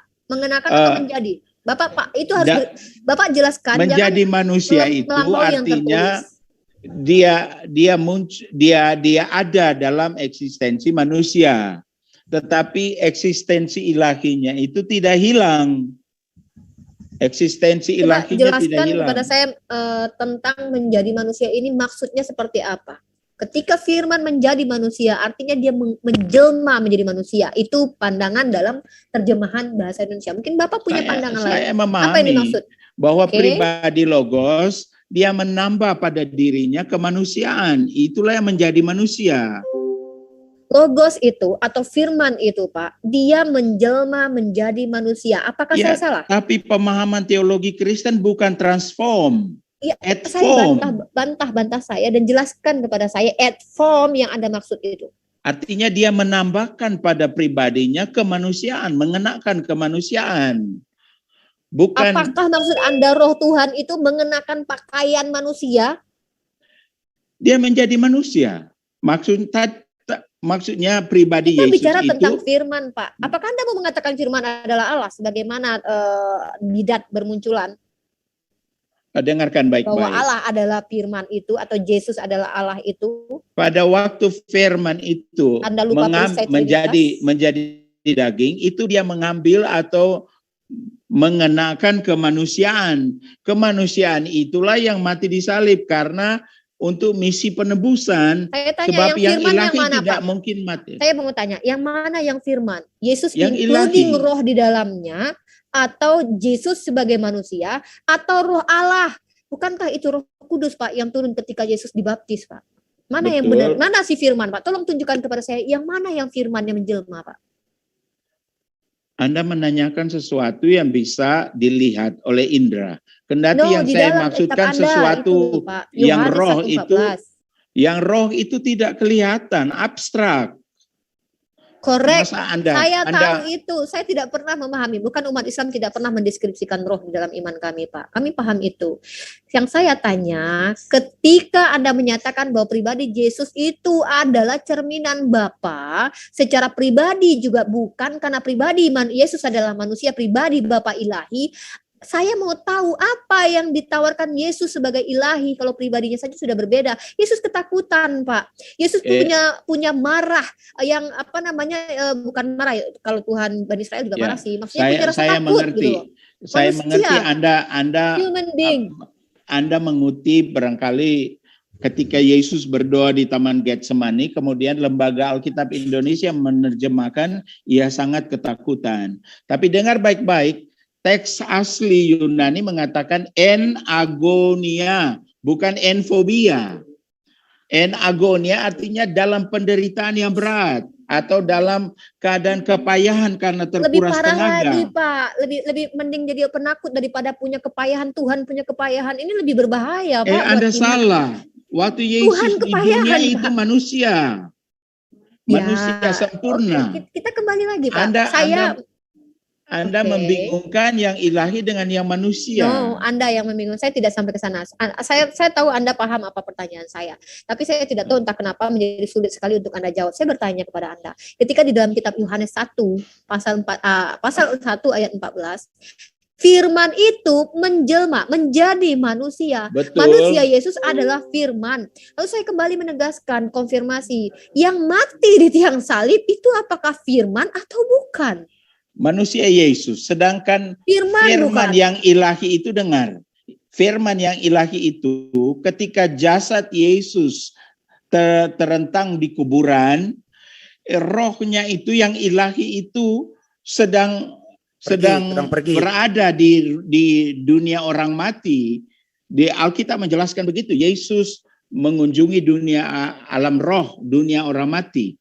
Roh yang Jadi masuk ke dalam rohnya diri tidak Yesus mati. itu roh apa, Pak? Roh kudus atau Keilahian. roh Allah? Jangan Bapak. baurkan, jangan Ya, makanya baurkan. saya tidak mau Ya. membaurkan, Tadi- saya justru Tadi mempertanyakan. udah dijawab, yang ada dalam diri Yesus itu ada dua roh, roh manusia dan roh ilahi. Udah dijawab ada dua roh. Oke, nggak masalah. Teman saya juga menjawab begitu, roh ekonomikal dan roh esensial. Yang saya pertanyakan, kalau roh itu yang adalah antara roh Yesus itu, including ketika dia menjelma menjadi manusia, itu sesuai juga dengan roh sekali gitu ya? Juga dengan roh Yesus sekalian gitu, yang adalah ilahi gitu. Saya sudah jelaskan tadi bahwa Saya minta ketegasan Bapak dalam menjelaskan firman itu yang mana? Yang menjelma itu yang mana gitu loh, Pak. Yang firman itu yang mana? Bukan firman yang praeksistensi atau firman yang sekarang kita nggak tahu kemana lagi. Saya minta pertanyaan saya, ketika Yesus itu hadir, yang firman itu menjelma, yang mana firman itu? Bapak bilang, oke, Yesus, Bapak sepakat. Lalu ketika saya mengatakan firman itu mati di tiang salib, Bapak bilang tidak sepakat. Ini lucu gitu loh. Iya, sebab yang mati di kayu salib itu manusianya kan? Bukankah firman itu? Bukan sifat yang mati, Pak. Wujud, Pak. Kalau yang sifat bisa ilahi mati? itu wujudnya roh. Anda mau katakan roh mati? Saya minta. Tidak mungkin roh itu mati. Mungkin Oke, Bapak, Justru saya saya- lihat Pak siapa? Yosias. Yosias ini nabrak-nabrak ayat ini. Jelas-jelas ayatnya di dalam 1 Yohanes 1 ayat 14, firman itu telah menjadi manusia dan tinggal di antara kita. Betul. Berarti apa yang diargumenkan oleh Uni Riva tidak salah. Kalau yang mati itu adalah firman yang jadi manusia. Nah, Bukan itu begitu, Uni? beliau bantah. Iya, beliau membantah itu. Nah, Kenapa? monggo, Ini resikonya silakan, Pak. bahaya, Pak. Pak Yosias. Desugi. Kenapa, Pak Dengarkan Desugi? Beliau kalau dulu. menjawab. Enggak, Silakan Pak Pak Desugi. Pendeta dijawab. Ini Silakan. bahaya memang. Kalau Pak Yosias menjawab Firman itu firman, yang maka mengenakan gugurlah kemanusiaan itu yang disalibkan, yang mati disalib. Sedangkan ilahinya itu ketika jasad Yesus ada di kuburan, rohnya itu ke dunia orang mati kata Alkitab. Jadi apakah roh yang di dalam diri Yesus itu adalah firman, Pak? ya, Apakah roh yang di dalam diri Yesus itu adalah firman? betul. Di mana itu, Pak? Tapi Tertulisnya. Anda tidak mengerti apa yang saya jelaskan tadi. Dengar dulu. Ketika firman itu menjadi mengenakan kemanusiaan, itu ilahi yang firman tadi itu tetap dimiliki oleh pribadi Yesus. Hanya yang pada sisi kemanusiaan, sifat kemanusiaannya itu yang mati disalib. Tapi pribadinya pada sisi ilahi itu tidak pernah mati.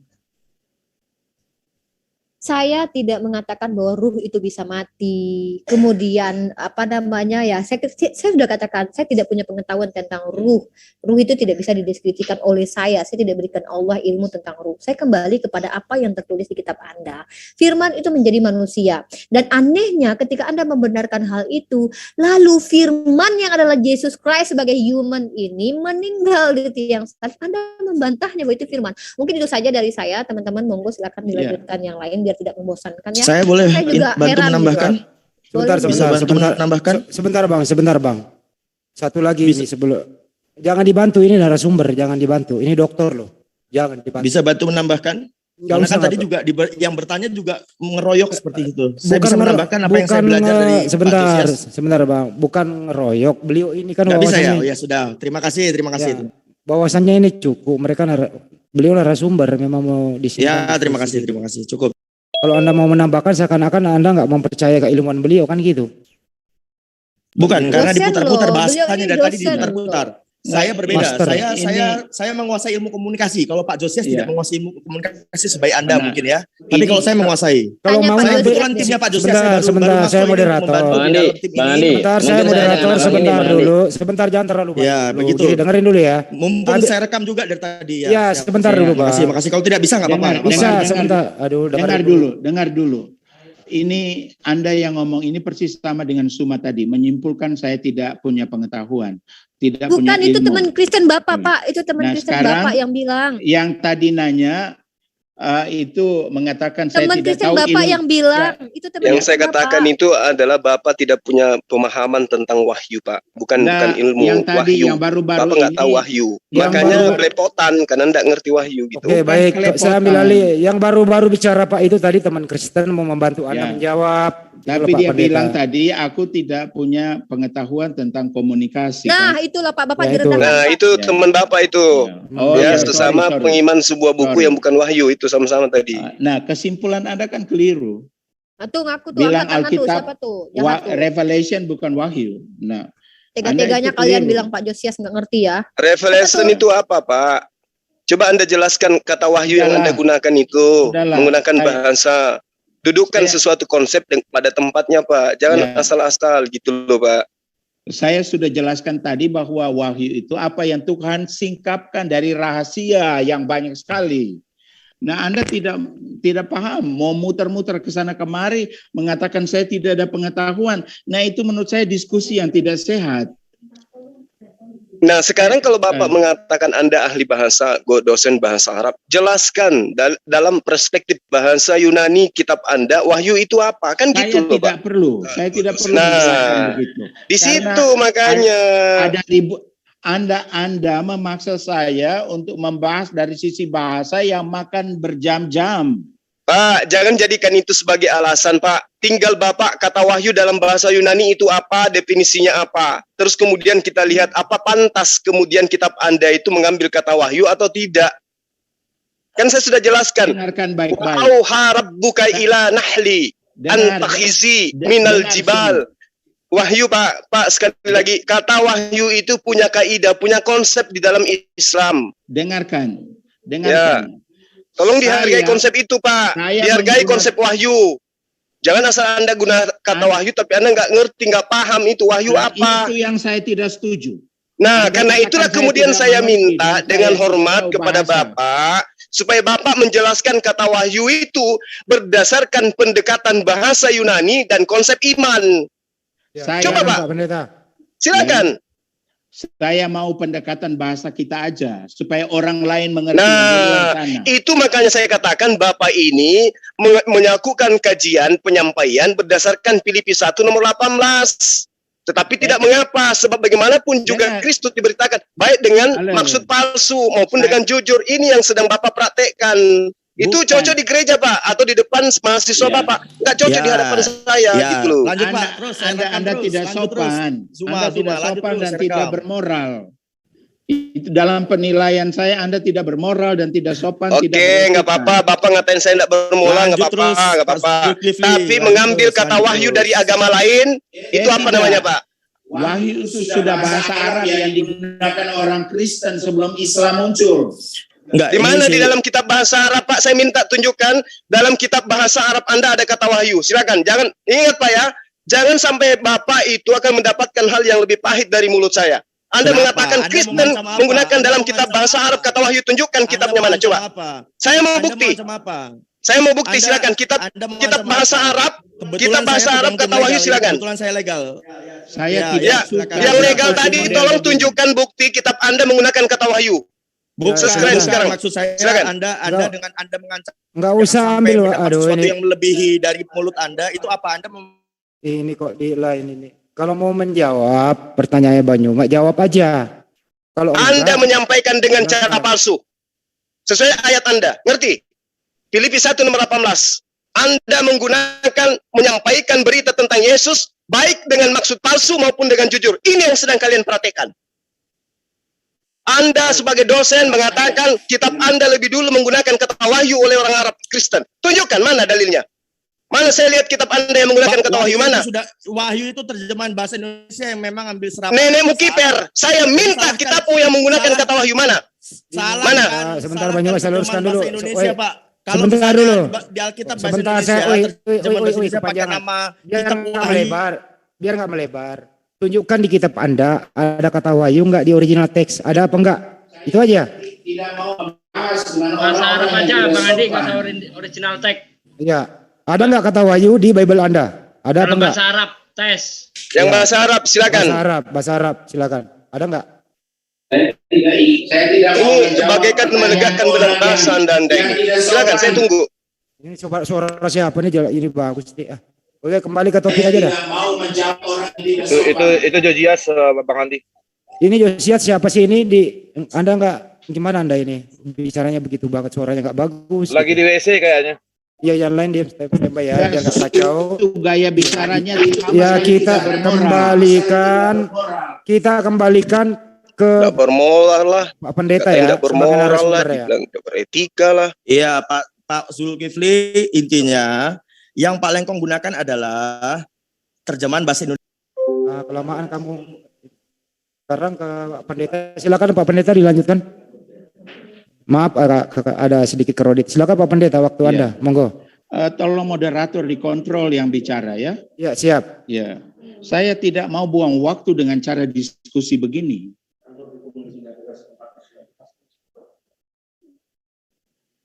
Ya, kembali ke topik Ini- aja deh. Kalau wahyunya nggak bisa gini aja Pak Pendeta. Ini Saya- mau di ujung acara nih. Sekarang Dengarkan. ya, silakan. Saya dosen bahasa, mana mungkin saya tidak mengerti istilah wahyu. Oke, Tapi saya tunggu, Pak. kesimpulan Silakan, dari silakan. Zuma- kesimpulan Silakan, dari Pak, Zuma, silakan. Saya tidak paham. Anda menjelaskan tidak kata setuju. wahyu dalam perspektif bahasa Yunani, lalu kemudian Anda jabarkan di dalam konsep sesuai enggak kata wahyu itu dari asal usulnya. Dengar Silakan. dulu. Apakah viewers kita ada orang Yunani? Ada pendengar kita orang Yunani? Tapi kan Kami dari ingin Yunani. tahu, Pak. Asal kitab Anda itu kan menggunakan bahasa Yunani, Pak. Saya ingin tahu, kok alergi kali sih dengan asal usul kitab kalian? Tapi Anda sudah tahu, Anda bilang nggak mengerti semua. Kenapa nanya? Silakan, Pak. lagi? Silakan, Pak. Silakan, Bapak yang saya hormati. Saya tidak menjawab orang macam begini. Oke. Loh, memang cara saya bicara kayak begini, Pak. Bapak nggak bisa ngatur nada saya, memang kayak begini saya.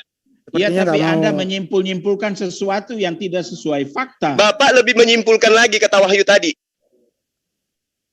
Sepertinya nggak mau menjawab ke sana Pak Juma, nggak apa-apa. Kita Silakan, Pak. Saya minta tolong jelaskan ke saya kata wahyu dengan menggunakan perspektif bahasa Yunani. Apa sih wahyu itu, kok bisa sampai ada kata wahyu dalam kitab Anda? Silakan. Dengarkan, Ya, silakan. Alkitab mendahului 600 tahun sebelum Al-Quran. Jadi jangan bertanya lain lagi. Oh, nggak mau ditanya. Pak. Waduh. Nggak apa-apa, nggak usah, biarin. Nanti Udah. netizen. Silakan aja lanjut. Ya, Silakan. kembali ke topik Pak Pendeta. Ya. Biar terakhir nih, udah sore. Menurut Pak Pendeta, Yesus sekarang di Markus 16:19 naik ke surga kan gitu, duduk di sebelah kanan. Menurut Pak Pendeta, Yesus sekarang masih mempunyai tubuh manusia atau tidak Pak Pendeta? Yesus naik ke surga dengan tubuh kebangkitan. Jadi tubuh manusia tapi tubuh kebangkitan. Apa yang bedanya? berbeda dari tubuh kita ini. Tubuh kita ini kalau tidak makan tidak bisa langsung eksistensinya. Tapi Yesus bisa. Tapi kan Dengan waktu naik tubuh ke, kebangkitan. apa bedanya tubuh kebangkitan dengan tubuh manusia Pak? Tubuh kebangkitan Yesus itu tidak perlu ditopang dengan makanan. Seperti yang kita makan baru boleh hidup. Tidak ditopang begitu. Pak Tapi Pendeta, Yesus makan, sebentar Pak Pendeta, mohon maaf kan kuburan kosong. Semuanya terangkat Pak, nggak ada yang tersisa. Artinya mulai dari ujung rambut sampai ujung kaki, itu nggak ada perubahan sampai sekarang Pak Pendeta. Belum ada yang rubah loh Pak. Apanya? Bentuknya Pak, belum ada yang rubah. Belum ada ayat turun kalau Yesus sudah berubah sekarang fisiknya. Dengar dulu. Ya silakan. Anda pernah jamah tubuh Yesus? Kan di ayatnya mengatakan kuburan kosong, mayat Tuhan Anda hilang. bilang tidak ada perubahan pada tubuhnya?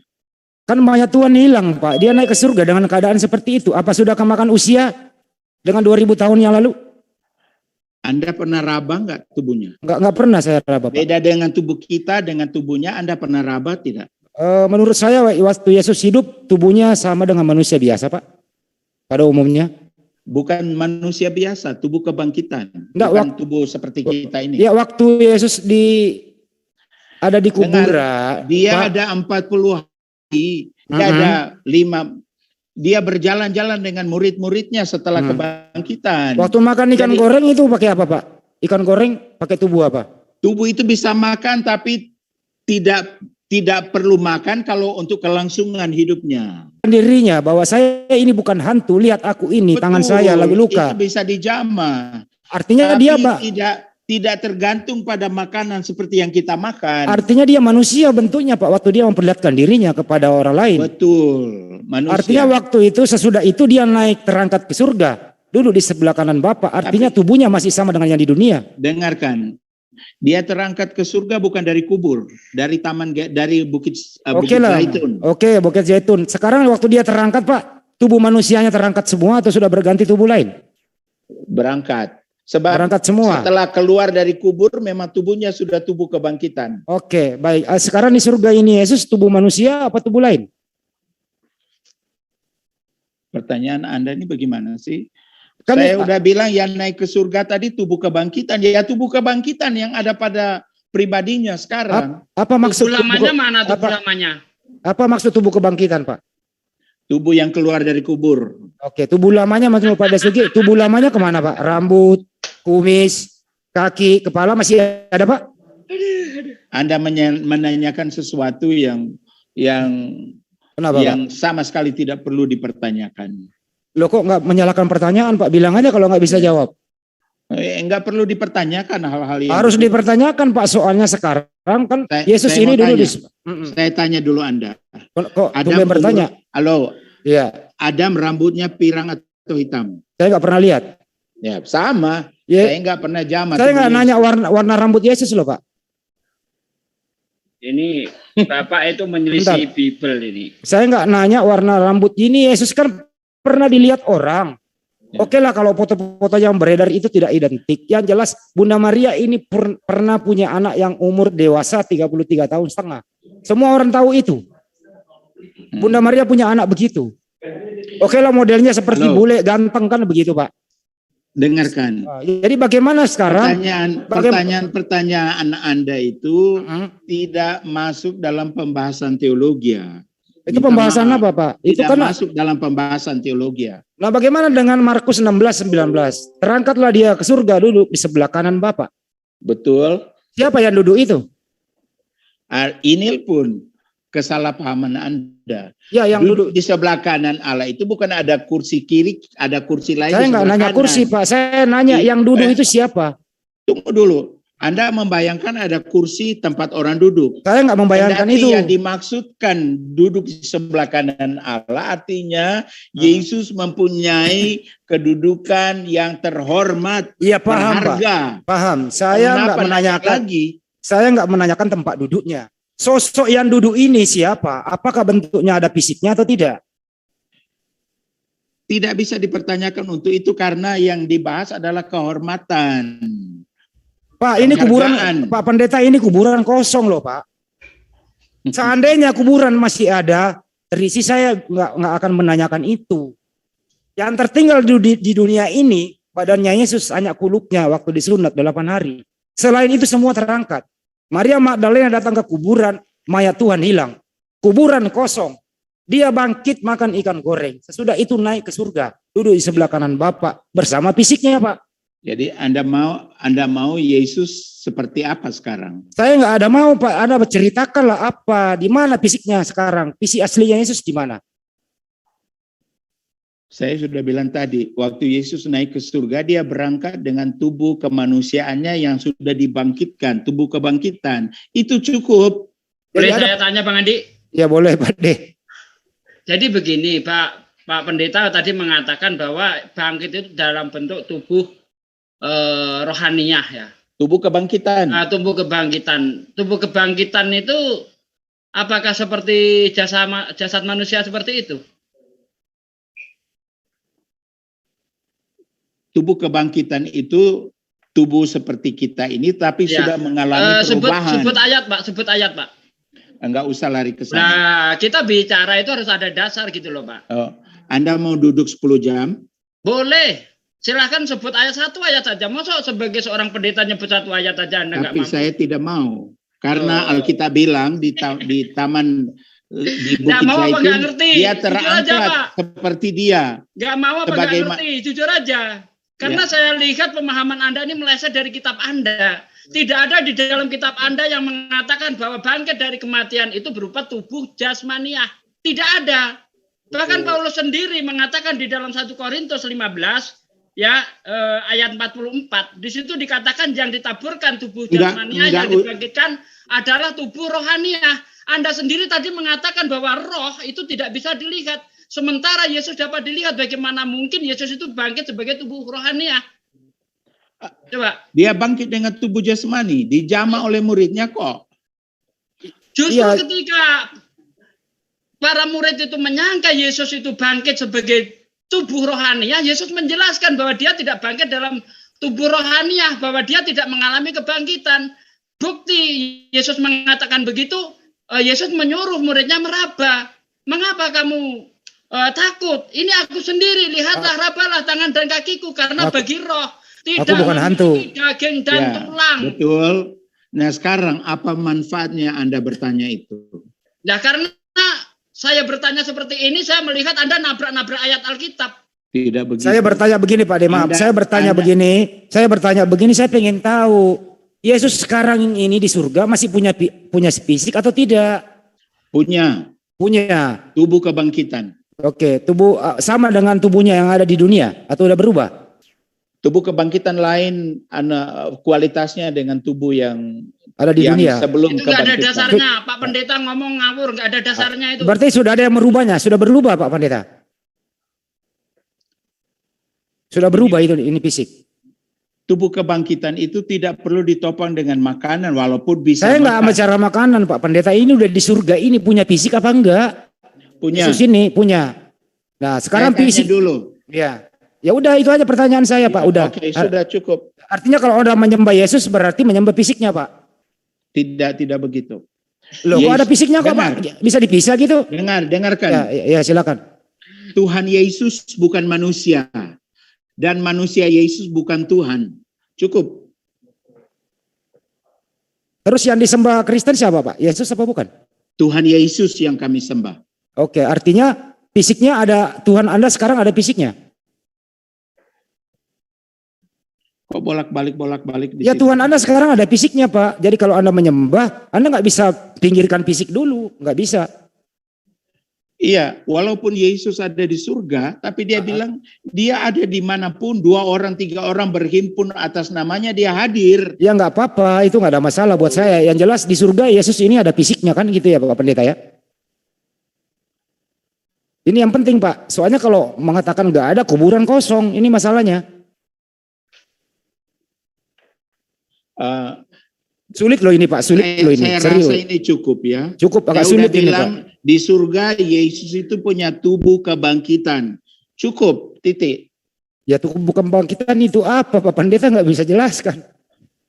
Ini aja. Ini kan nggak berdasarkan ayat di Bible, nggak ada keterangannya tubuh kebangkitan. Ya, hanya berdasar asumsi saja saya lihat Pak Pendeta itu. Enggak. Betul.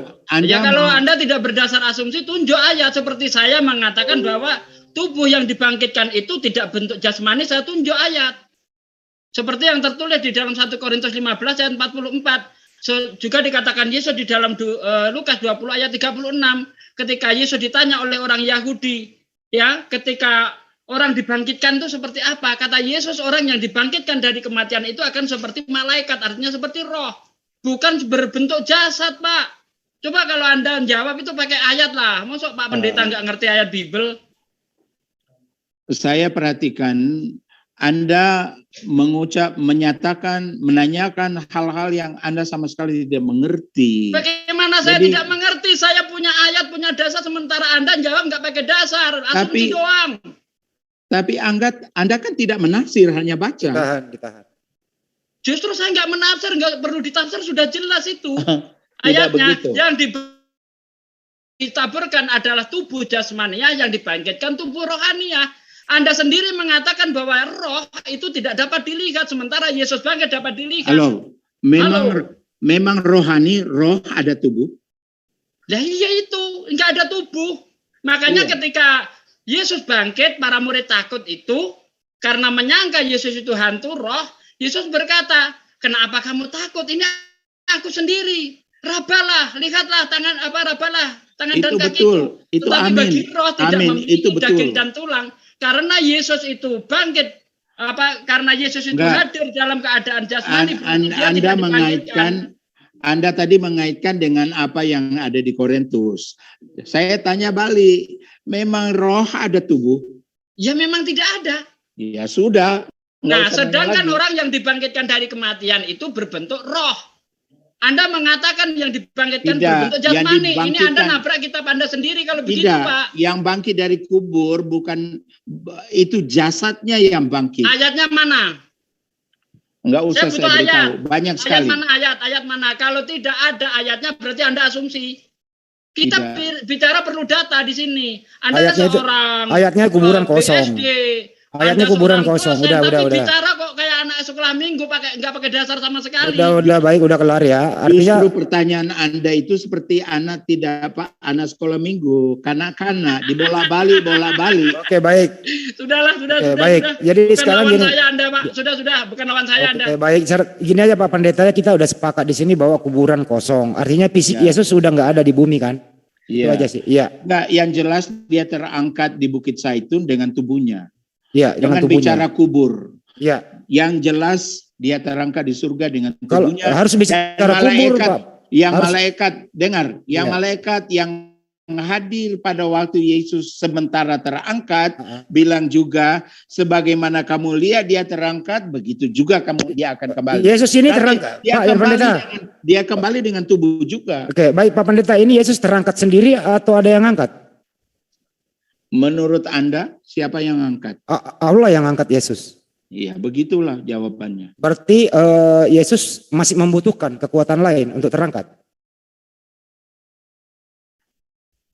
Yesus itu saya sudah bolak-balik terangkan, dia punya dua sifat ilahi dan manusiawi. Sedangkan masukkan roh di jasadnya dia sanggup, apalagi cuma mau angkat tubuh ke atas. Sifat ilahinya kemana? Kenapa dia membutuhkan bantuan Allah waktu dia angkat? Sifat ilahinya kemana? Itu sudah bolak-balik dibahas tadi ya, saya tidak mau bahas lagi. Oke, baik. Jadi diputuskan sekarang ya Pak Pendeta bahwa di surga itu Yesus mempunyai tubuh ya Pak? Iya, tubuh kemuliaan, tubuh kebangkitan. Tubuh kebangkitan dengan tubuh yang ada di dunia beda apa sama? Beda. Kualitasnya beda. Yang merubah itu siapa Pak? Yang tubuh di dunia itu masih perlu makanan jasmani. Iya. Sedangkan tubuh kebangkitan masih boleh makan tapi tidak membutuhkan makanan untuk kelangsungannya. Oke, siapa yang merubah tubuh manusia biasa ini menjadi tubuh kebangkitan? Siapa yang merubah Pak? Ya Tuhan Allah. Berarti ada yang lebih berkuasa daripada Yesus yang merubahnya. Kok pertanyaan lari-lari ke situ ya? Ya kan ada yang merubah, bukan dia kecuali Bapak Pendeta menjawab dia berubah kecuali Pak Pendeta mengatakan saya tidak mau habiskan waktu untuk pembahasan yang konyol ini. Kok konyol ini intinya? Pertanyaannya beruntut dan tidak. Kok kamu ini ikut campur sih? Ini Pak Pendeta setengah mati jawab. Kamu ini kuburan kosong loh. Katanya Pak Pendeta punya tubuh, tapi tubuh kebangkitan. Nah, siapa yang merubah dari tubuh biasa menjadi tubuh kebangkitan? Pak Pendeta menjawab Allah, artinya masih ada kekuatan lain yang bisa merubah ini. Ini kan fakta gitu loh. Jangan terguncang lah. Santai aja. Ini udah fakta diterangkan oleh Pak Pendeta. Saudara moderator, terima kasih saya sudah bertamu di sini. Saya rasa cukup pembahasan kita sampai saat ini ya. Terima kasih banyak. Wassalam. Makasih Pak Pendeta. Mohon maaf atas segala kekurangan. Ya siapa ya? Ini siapa nih yang mau lanjut ke Pak Pendeta nih? Karoni itu Karoni. Ya Pak Roni mau nerangkan apa yang Anda maksud Pak Roni? Pak Pendeta udah mundur, silakan Anda maju. Silakan Pak Roni. Anda lebih pintar dari pendeta, silakan. Ya, saya ada tamu, maaf ya, saya mohon diri dulu. Ya, makasih Pak Pendeta ya, mohon maaf kalau ada Pak Pendeta, saya minta maaf Pak. Iya. Ya, saya usul saya buat mohon Suma. Maaf. Saya usul Siap. buat Suma. Baik, sebaiknya bicara Baik, Pak. berkomunikasi dikasih Iya, Pak. bobot etika ya. Saya juga usul Pak, nanti saya kalau minta datang ke sini maaf, lagi Pak. bawa data Pak ya. Pendeta. Ya. Bawa ayat, bawa data kalau datang ke sini lagi Pak ya. Itu Silakan usul Baju saya. Mak. Silakan Baju Mak, diluruskan dulu Baju Mak. Silakan. Baju Mak Iya, dulu. jadi Pak Pendeta sekali lagi saya pribadi mohon maaf kalau kata-kata saya, cara saya itu tidak bermoral, tidak beretika. Ya, sekali lagi dari ujung rambut sampai kepala saya minta maaf. Ini pelajaran buat saya untuk lebih baik ke depannya. Cuman pada intinya saya hanya ingin agama kita itu Pak berdiri di atas koridor masing-masing, kita saling menghargai gitu. Silakan Anda ajarkan Kristen berdasarkan asal usul ajaran agamanya. Kemudian saya pun demikian. Ya, meski demikian saya merasa saya khilaf, saya mengaku salah, saya minta maaf kepada Bapak. Oke, baik. Saya maafkan. Saya juga minta maaf kepada Pak Pendeta karena pertanyaan saya yang membuat Pak Pendeta agak sedikit kewalahan dalam menjawab. Mohon maaf. Nanti ada Sisil tuh yang katanya menantang Guludah. Silakan siapa yang mau? Iya. Silakan yang mau bicara dari teman Kristen, monggo. Saya beri waktu berbicara kepada teman Kristen, silakan. Ya, dibuka mic-nya itu, silakan. Sudah dipersilakan kok nggak mau? Udah turun Pak Yosias. Udah. Giliran tadi Kerodit bicara. Pak Yosia kayak gitu model asumsi doang. Ini masih live loh, Mas. Pak Yosia enggak apa-apa. Pak Josia itu menguasai juga ilmu komunikasi loh, jangan mengatakan Pak Josia nggak menguasai ilmu komunikasi. Modal asumsi anak kecil juga pandai. Oke, baik, karena udah nggak ada yang mau berbicara, saya berikan kepada Amir atau salah satu Dewan Suro untuk menutup diskusi kita sore hari ini. Silakan. Baik, terima kasih Mas Andi dan terima kasih buat semuanya. Assalamualaikum warahmatullahi wabarakatuh. Demikian teman-teman yang di luar, yang di semua menara siar ya, saya ucapkan terima kasih yang telah mengikuti diskusi ini dari Pak Pendeta Yosia Selengkong ya, yang telah mengeluarkan jurus-jurus pamungkasnya di sini, tapi jurus-jurusnya itu semua ditangkal oleh Mas Juma, Mbak Riva, dan teman-teman yang lain, terutama Mas Suki itu. Agar kami di sini tetap pada keimanan kita masing-masing dan jangan sampai merambah ajaran agama orang lain. Di situ tadi terjadi diskusi yang cukup seru, yang mengatakan Mas Juma nggak ada adab. Ya saya juga bingung ya, nggak ada adab itu siapa Mas Juma, padahal itu disiplin dengan waktu. Tidak diperkenankan bicara, Mas Juma nggak bicara. Nah ini yang menurut nanti diklarifikasi lagi oleh Pak Lengkong itu ya. Adabnya di mana? Justru yang sering menyerobot itu si Pak Lengkong tadi menyerobot-nyerobot. Terus saya kira dalam moderator saya cukup fair di sini. Karena di sini sistemnya itu saling bergilir, tidak tumpuk-tumpuk. Berbeda dengan Zoom-nya sebelah ya, yang selalu numpuk-numpuk, selalu main mute dan lain sebagainya. Justru di sini kami mempersilakan orang Kristen ya untuk berdiskusi di sini. Karena di sini bukan untuk ceramah ya. Tadi kita cukup lama mendengarkan ceramahnya, ocehannya si pendeta tadi ya, nggak tahu juntrungnya bagaimana, sudah dikontrol oleh Moral Rizky, tetapi dia teriak-teriak terus ingin bicara. Setelah ditangkal oleh teman-teman kita di sini, ternyata beliau tidak bisa menjawab dengan gamblang, selalu muter-muter dan selalu muter-muter. Demikian Iwan Villa yang ada di semua menara siar, saya ucapkan terima kasih dan kita tutup acara ini dengan ucapan wabillahi taufiq wal hidayah. Assalamualaikum warahmatullahi wabarakatuh. Waalaikumsalam warahmatullahi wabarakatuh. Sampai